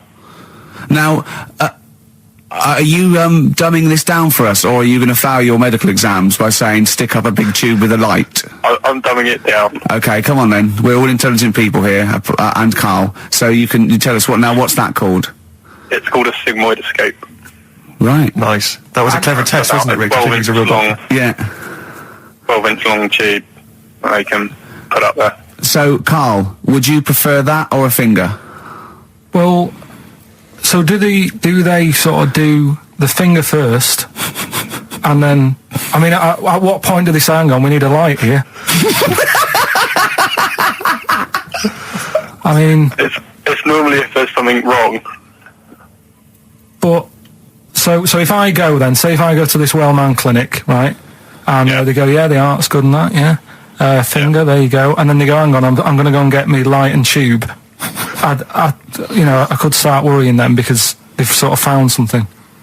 And they're not likely to go straight in with the tube. They'll probably send you off some tests first. But Carl, there's nothing. But you go to these places to put your mind at rest and to know where you are with your health. I mean, it's not that you go along. That's what most people worry about. They think that because I'll go along and they'll find something. Well, one, that's illogical. It doesn't heighten the fact they find something because you go along. And two, if they do find something, it's a good job you went along. I mean, I'm a hypocrite because I don't go to the doctor, but you know, I've had that done. You should be concerned if when they shine the little light in your ear, it comes out the other side of your ear. No, the other ear comes right out the other side. That's when you should be worried. But Rob, right, you said then, if they find something, they send me off for some tests. Why can't I just have the test without that and cut out the middleman?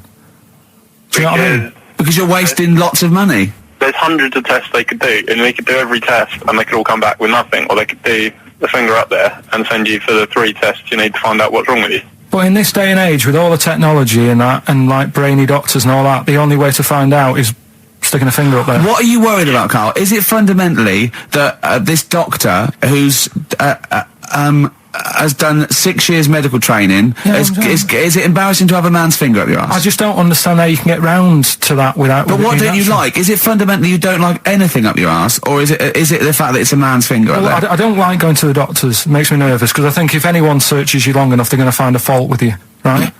And especially if they're going that far into you, they're going to find something. And probably not. Well, you know, I just don't... I don't know how to get round to that sort of... that point where you get a... What do you talk to the doctor about? And he's like, all right, nice day. Strap your trousers. He goes, he says, I'm gonna just, most people just shut up and let you do it, and then breathe a sigh of relief when you say there's nothing there. Yeah. But is that at the end of the test, or is that the first thing he does? It's the last thing.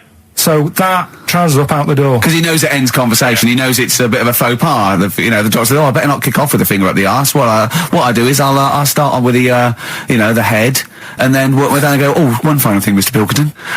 So Rob, he drops his keys and he goes, "Pick them up." And as you bend over, will you be doing this, Rob? Is this what you're like open to do? You do all these. I'll have to do it at some point. All doctors do it at some point, no matter what they specialise in. So the first one, is the another doctor there to sort of make sure you're doing it right? Not dentists. No, but do you know? Dentists aren't doctors anyway. No. But do you know what I mean? Like, normally it's like a co-pilot will have someone with them for the first one. So when you put your first finger in, will someone be there going, right, you just want to move to the left a bit? I've already done it. Have you? Yeah. So that's the thing with a student, you're learning. So you get people teaching and you learn on these things. Can I just point out, Rob, I think I'm right in assuming that you have a glove on. Yep. And there's lubrication. Yep. And it doesn't hurt. No. There you go. What are you worried about, Carl? Who's this person who everyone's testing on in your class? It's not one person. It's not one person. There's like, when a patient comes in and they've got a problem, your boss, the consultant, he does his finger up, and if he finds something, he goes to the patient, is it alright if the student has a feel as well? Then the student puts on a glove, puts the sleeve on the glove, and sticks his finger up and sees what he comes out with. Rob, I wish you could see Carl's face. I mean, his face when you said, and he says, can this fella have a go as well? He looked horrified. That he thought it was a free-for-all, like there's a queue of people trying on gloves and going, let's have a go. That looks good up there. What have you found? No, I mean, how come you had to sort of... Is it not something you could test on yourself rather than waiting for other people to come in? Because then, you know... It's an awkward position to get to, really, isn't it? Well, but you can have a good rummage then without feeling too awkward, but to sort of have a go on your first patient when you don't really know what you're looking for anyway, do you know what I mean? Never really thought about it. Because you don't... If you've never done it before... You pop your finger in there, and you've got to sort of look. You've got to have an expression on your face, like you know what you're finding. Well, they can't see what you look. They can't see your face. There. You got the big boss consultant man going, now move your finger there, and you'll probably feel this. But he's just done it. He knows what's there. Well, what? Oh, so he's already had a go. He's had a feel, and he's going right. If you feel to the right, that's the conglomerate or whatever. The conglomerate, yeah. Its conglomerate is in perfect working order. I'm still. Thank you, Rob. I'm sorry you had to go through this. Carl is probably the worst patient you'll ever encounter in your medical career. Good luck with your finals, and thanks very much. And do you know any female doctors who do this? Or? Thank you. XFM 104.9. Thank you. All right. This is Carl, the producer. of Ricky Gervais and Stephen Merchant on XFM 104.9. We're playing out some of the best bits. Hope you're enjoying it. Here's another one. Can't concentrate now. Oh, he's all stressed because the lady from MTV's here. She's going to film his little face. So the things he said in the week, he was so worried. He's got worried about the spot on his head. That won't come out. Just so you got your best side. It's on that side. That's all right. Yeah, the camera's out. Look, he's getting nervous now. Okay, Carl, ignore the camera. Okay, just ignore the camera. Okay. Now, me and Steve have done our research for you, and we've got two amazing things to tell you. What should I tell them first, about the baby or the... Well, they're both equally fascinating, so you choose. I'll tell you the crab thing first, right? Steve actually saw this thing in The Guardian in the week about our research thing, and then we looked it up, we looked into it on Friday, and it is incredible. Right, listen to this. There's a thing in a bay in New England, right, where it's like the biggest, they make silicon chips and stuff for computers, right? And because of the data protection thing, after they've done them, because they have to destroy the plates, right, where the information's sort of put onto them, but there's still flakes of silicon. They sort of grind it down straight away, and some of the flakes got into the bay, okay, but some of the information is still on even the slight granules of silicon. Anyway, gets in the water, and silicon is rather like a carbon derivative. I reckon if there'd been life on another planet and it wasn't carbon-based, it'd be silicon-based. Because like simple sugars and proteins, it's just COH and that, and it can work with silicon, right? Anyway, the crabs have been taken up, they're still in the water, and they've looked out on the beach, and over years the crabs have started sort of putting themselves in formations, like geometric format, and they couldn't work out why they were doing this.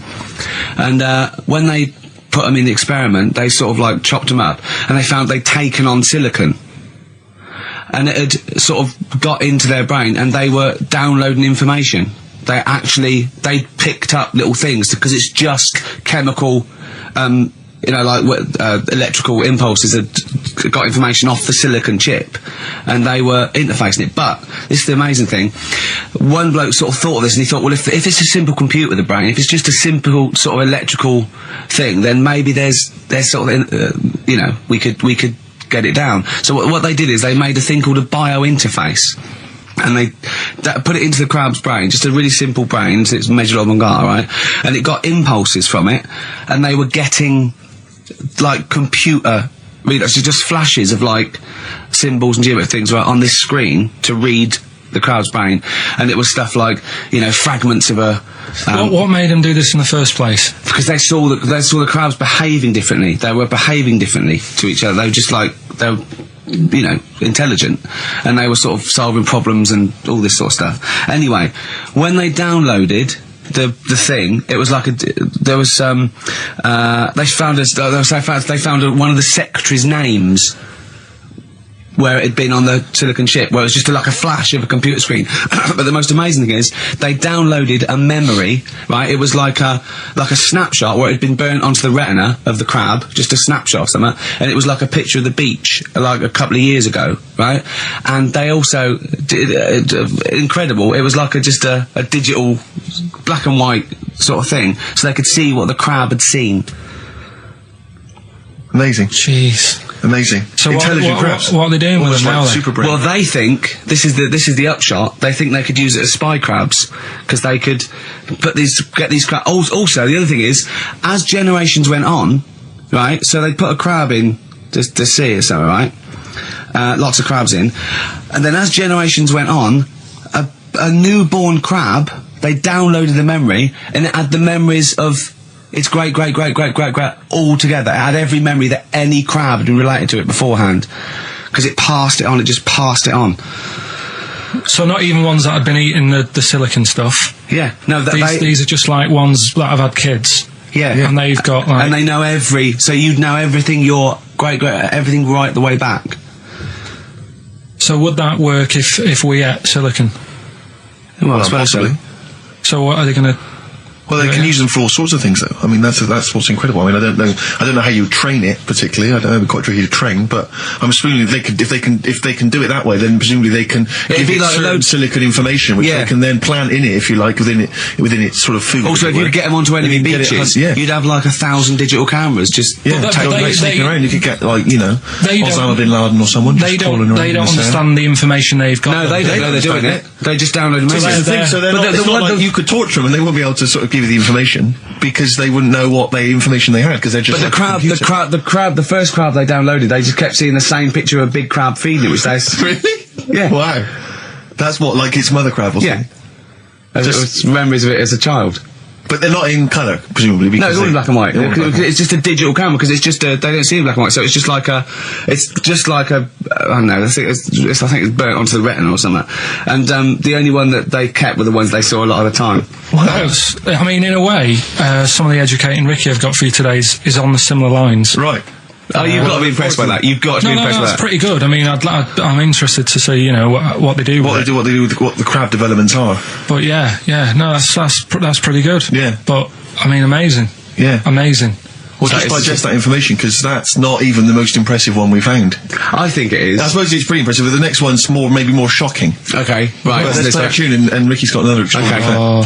Have you actually punched anyone yet? Have you actually? No, I've punched pads and I've punched the bag and I've sort of sparred and that. I know you're going to get a chance to punch someone. As I suspected, my punching power was alright, but my fitness is. I mean, it felt like I was smoking. Yeah. But there's bits of lung that haven't had oxygen in them for 20 years. Yeah. And it's ridiculous. And also because it's not only is being filmed, but there's other fighters there that are ridiculous. They're like machines, right? And it's that thing. I can go right. I can come out on top, but die now of a heart attack, but never give up. Or I can sit down and go, I'm sorry, I feel ill. And I chose that one, and of course they took the mick. Well, of course. But I mean, soon. As I said, I haven't got the respect yet of the boxing fraternity. But how long have you got then before? 4 weeks. Okay, so and do they think that they can turn you around health-wise in that time? No, they're going to be coming out on Zimmer. No, they're going to teach me the basics and see how it goes. Right. But I mean, and each round is 4 seconds. Is that right? Yeah, 2 4-second rounds with a 2-hour break in between each one. Sit down meal. So give the number. I want serious suggestions of my fighting name. Nothing insulting. So what we can actually use. Well, let's give out the email. That's always the easiest. Ricky.Gervais at xfm.co.uk. What's the number, Carl? 08700 800 1234. And it doesn't have to be in the middle. It could be at the beginning, like the Rage. Okay. Ricky the Rage. Ricky the Tits. Sure. Ricky the Man. Play a record. It was a good day, Ice Cube talks to me about my life in the pub. A couple of emails are already coming in, they're flooding in, Rick, inevitably, as boxing name suggestions for you. This is one from Matt, I think. He's given a couple, actually. Ricky the Pudding Gervais. Ricky Big Mac Gervais. There's a theme here. Ricky Pasty Gervais. The pasty. I quite like the pasty. Here comes the pasty. As Carl said, he said the thing is, if you have a really good nickname, it's embarrassing when you lose. Whereas if you just call yourself, it's not so embarrassing when you lose. Carl, this is doing so good for my ego. Do you know what I mean? If you have like Killer Gervais. Yeah, and then you end up like vomiting, and choking on your own vomit upside down, hanging out the ring. What happens if you win? Do you have to do something? Whereas there goes the pasty being stretchered off in the first 2 minutes. Not such a problem. There he is, being lightly basted. And chucked down a mine. What do you mean, what do I have to do? Say if you beat Grant, say if that happened. Right. What happens next? What do you mean, what happens next? What? Do you think, this is a contention fight for the big one? But do they... Well, then we make Ricky 2. No, but do you know if they're planning on making more money? Because it's for comic relief, isn't it? So what happens on the night? No, it's for a charity of our comic choice. relief would make sense. Whatever, right? Yeah, it was last time. I think that was last time. It's sport relief. It's not sport. It was last time, but I think this is a program where and how do you make money for charity from this? Do we pay to sort of for how many punches to the head you're going to take? Or no, I just how long you're going to last? I assume the BBC donate money, or someone, or a sponsor or whatever, I don't know, just donate money. Because it's actually a programme. This is more about a programme with a charity angle. So, So as if you get, like, killed, there's more money and food to go around. Maybe. But no, I mean, the thing is, what's the next step? Because if they go like, right, yeah, well done, you've won, thank you very much. Well, Carl, what do you expect? That it's winner stays on? Yeah. Like in a fair, where I go there, I let people punch me on Bernard Manning. Yeah. And then my twin gets up. Yeah. It's just it's a program. He's not going to turn pro. It's like faking it. Yeah, but what's the point if it's not going to go anywhere? Well, sorry, him fighting Grant Bovey in a ring is not entertainment enough. Yeah, what's the matter with you, Carl? That's going to get his face pummeled in. That's Coldplay, The Scientist on XFM 104.9. Right, competition, isn't it? No, it's Educating Ricky Part 2. Oh, is it? Yep. I wasn't even listening. He's doing all the work, I wasn't even listening. I want to spill some water down that. Right, what's this one again then? Right. What's the teaser headline? Teaser headline is, What's Tomato with You? Brilliant. Yeah? Good. How excited were you when you came up with that? You couldn't wait to come in and tell us, could you? I think it's a good one because you won't forget it now, will you? Okay. I mean, like the worm one. What's so special about the worm? A lot of people think that if you cut a worm in half, two worms will grow, but no. What happens is if you cut the head end slightly nearer the tail than the tail will die, but the worm with the head will be okay. So, it's exploded a myth, and it taught me something. Right, so the second one, part 2 of Educating Ricky. What's Tomato with You? Yeah. What this one's about is, ages ago. It's scientific. There's never a date. There's never a country, a location. Okay, settle down, children. This is A-level history. Right. Once upon a time. Yeah. When a mental place with swords was a king, forget his name, but he was a loony. So, and it was literally ages ago. Yeah. So, good luck in the exam. Yeah. Right. So, alright, many years ago. Oh, yeah, cleared that up. Go on. They thought tomatoes were poisonous. Right? Okay. Because what hold on, are they going to be proved wrong at the end of this story? Well, because I don't want to give away the ending, but is it something to do with are they poisonous tomatoes? No. Oh, you're having a laugh. I don't believe it. Go on.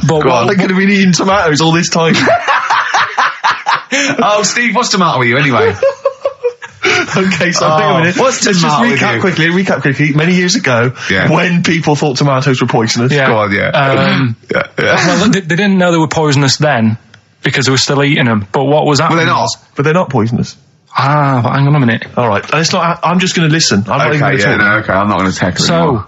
If you remember, years ago they didn't have like pottery plates. They had lead plates. Right? What are you talking? Just let him talk. Sorry, what year is this? Let him talk. Come on. Plates made out of lead, and what they'd end up doing, they'd say, right, do you want a tomato? And they'd go, yeah, all right. And they'd put the tomato on the lead plate and cut it, and because of the acid in the tomato, right, it would sort of make the lead runny, and the lead would go into the tomato, and they'd say, oh, it's lovely this, and they'd be eating it. They'd get food poisoning, lead poisoning, what have you, and they'd be really ill. So they thought tomatoes were poisonous, so they didn't eat them for many years. And when you say they, do you mean the people of Narnia? Yeah, this didn't happen. Where was this happening? Sort of in Britain and that. You put him on the spot there. Oh, I hope there's no uppity pupils at this school when they go, what do you mean, sir? Oh, if you're going to... Oh, I'm fed up with you. Do you understand? No. So the No, you've got... No, right, okay, first of all, Carl, where'd you get this information from? Where 14 times as well? Do you know... You can't remember? I don't know where I got that from. I don't know where I got it from. But why don't you think that makes sense? But what? Someone once got lead poisoning from a tomato? Not just one, loads, and then all of a sudden... No. Why is this educating me? Because I'm telling you that tomatoes... I can't take anything away from this. Yeah, I don't know what to take away from this. What have I learned? What have I learned? Don't mix lead with tomatoes. Why is this educational in any shape or form? What are you telling me? A long time ago in the land of Glunk, right, where the ninnies did slib, right, they thought tomatoes were poisonous because they ate plates of lead. What are you talking about? Yeah, but we all know tomatoes aren't poisonous. It's Is that what we're taking from the story? Is that the moral of the story? Don't believe these people that I'd never heard of before. What are you talking about, Carl? I think it's a bit weird. It's a bit weird, yeah. It's the same people that were spreading those malicious worm rumours. My hangover's coming back. I've got to get some water. Play a record that was rubbish. Placebo, Bitter End on XFM 104.9. This is pre-recorded. We recorded this a couple of weeks ago, before Christmas. I hope you had a great Christmas. If you didn't, not our fault, really, is it? Nothing to do with us. Wouldn't have thought we'd have. We're of time because we've got plenty of cash now, thanks to a lot of you who probably bought the Office DVD. Yeah. Probably got that. If you haven't yet, and you've maybe got vouchers or money, still available. Still there in the shops. Still available. You can still make it the best-selling DVD of all time. Please do. Yeah. Please do. I'll tell you what you want to hear though before you make your mind up. I'll tell you what, if you like this next clip, go and buy the Office DVD. I think you will. It's a brilliant clip. It's the one where we talk about, well, it is self-explanatory. Yeah. We talked about it before. Do you know the little mouse that had an ear on its back? Yeah, sure. Right. Well, you thought he had a bad time, right? Listen to this one. Mouse walking about with us, sort of wearing a monkey's testicle. They're just having a laugh. This is what I mean about a lot of scientists. What are they doing? When's that going to come in handy? I don't know what you mean. Well, they were seeing if, say if a fella loses one, right? Yeah. Hitler or whatever. And they go, well, don't worry about it. We can sort you out. I don't know what the monkey's going to do. I don't know if they keep passing them on or whatever. But the actual monkey testicle was put on the mouse. And it worked.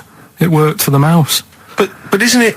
I mean, isn't a monkey's testicle quite large in relation to a mouse? Would it not look like the mouse was on a space hopper or something? Oh, yeah, it didn't look good. Well, they didn't put it where its testicles would be. No, they did. They put it... Well, how could it walk, then? The ear was on his back, so he could just get about.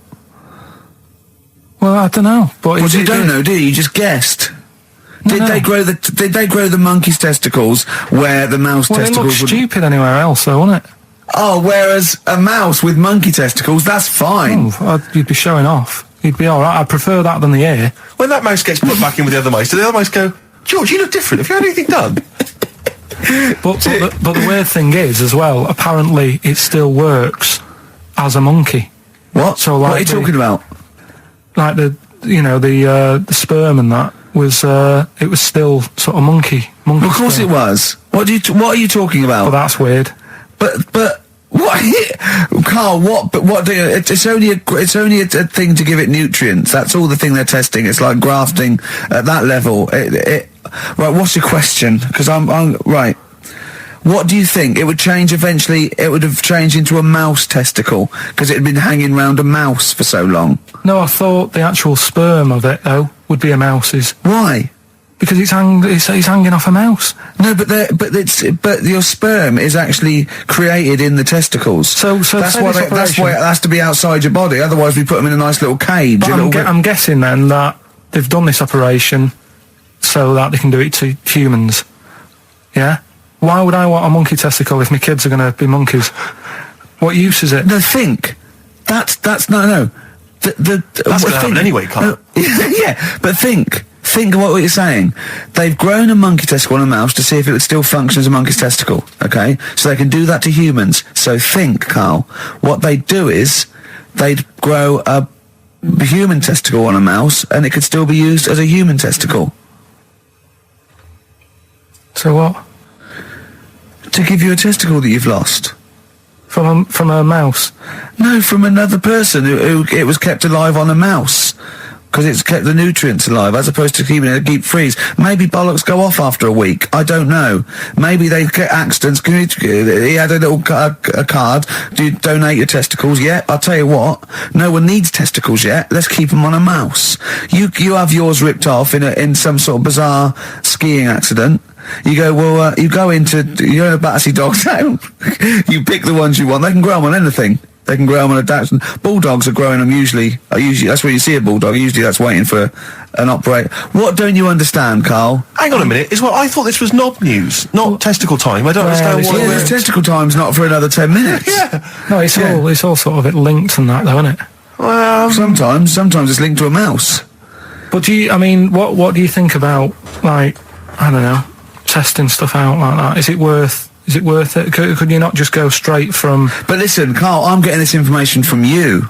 No, if this was on Question Time and someone said there were, Dimbleby and Paxman or whoever said it, I'd think about it as a moral dilemma. You've just said you saw a mouse with a monkey testicle. What do you think of that? I don't think anything of it.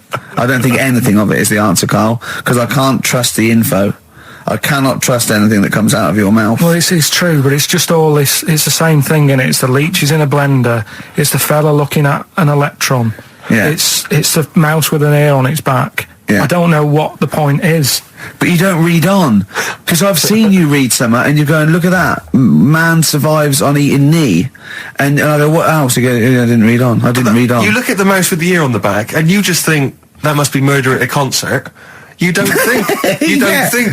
No, I just think, is it worth sort of wasting You think he swallowed someone's ear? He gnawed it away and swallowed it and it's just in his system? Yeah.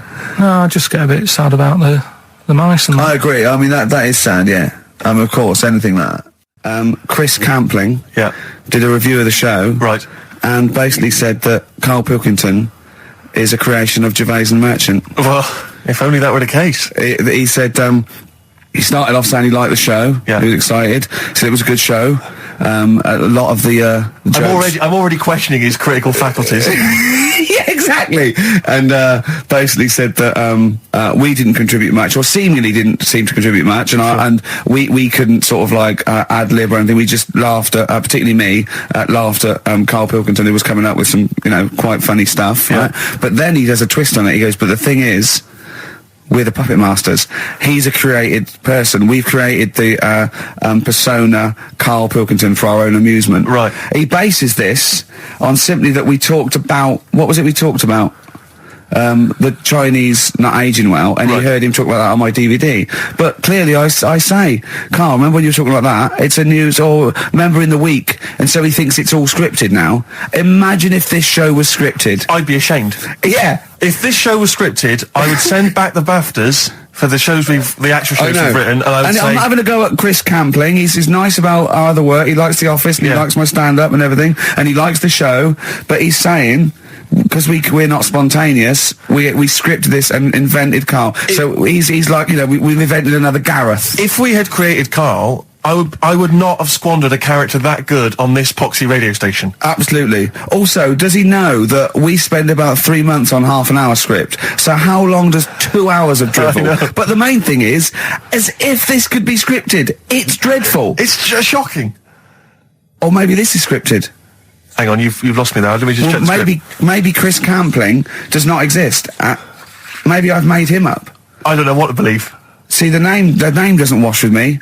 What was his name? Chris Campling. Sounds odd. That's something that I made up, isn't it? Campling's almost like a joke. It's almost like a gay name, isn't it? Oh, he's a Campling. See, I think this is scripted. Yeah. I think I've probably made this whole link up, and Karl is a creation.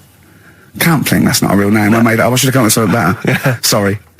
Down to the River by Bruce Springsteen on XFM 104.9. So, that little fella in the Times thought Karl was just a puppet. We created him. He's an actor. What's his actor's name? Brent Hogwell. We got him from Spotlight. Brent Hogwell.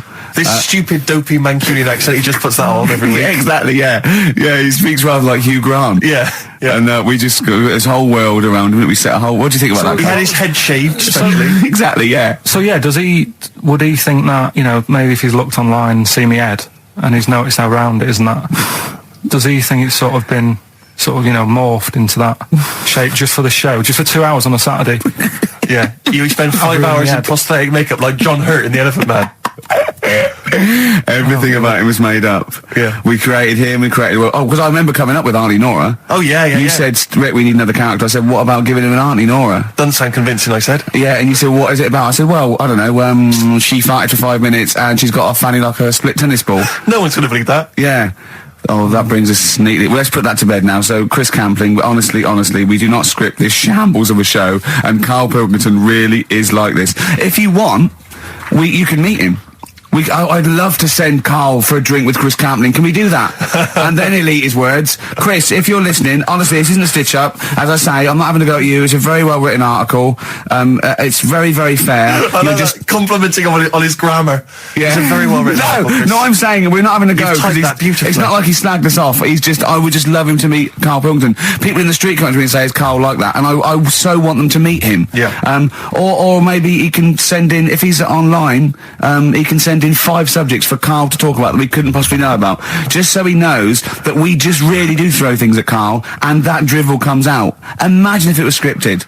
So wristbands work. I saw one in a shop window the other day which said stop child abuse, and I bought one obviously because a lot of people say, does it make a difference? But it was only £1, and I'd only spent it on kiddie porn. So, I think I'd make a little difference there in a small way. On a serious note, though, I like the idea that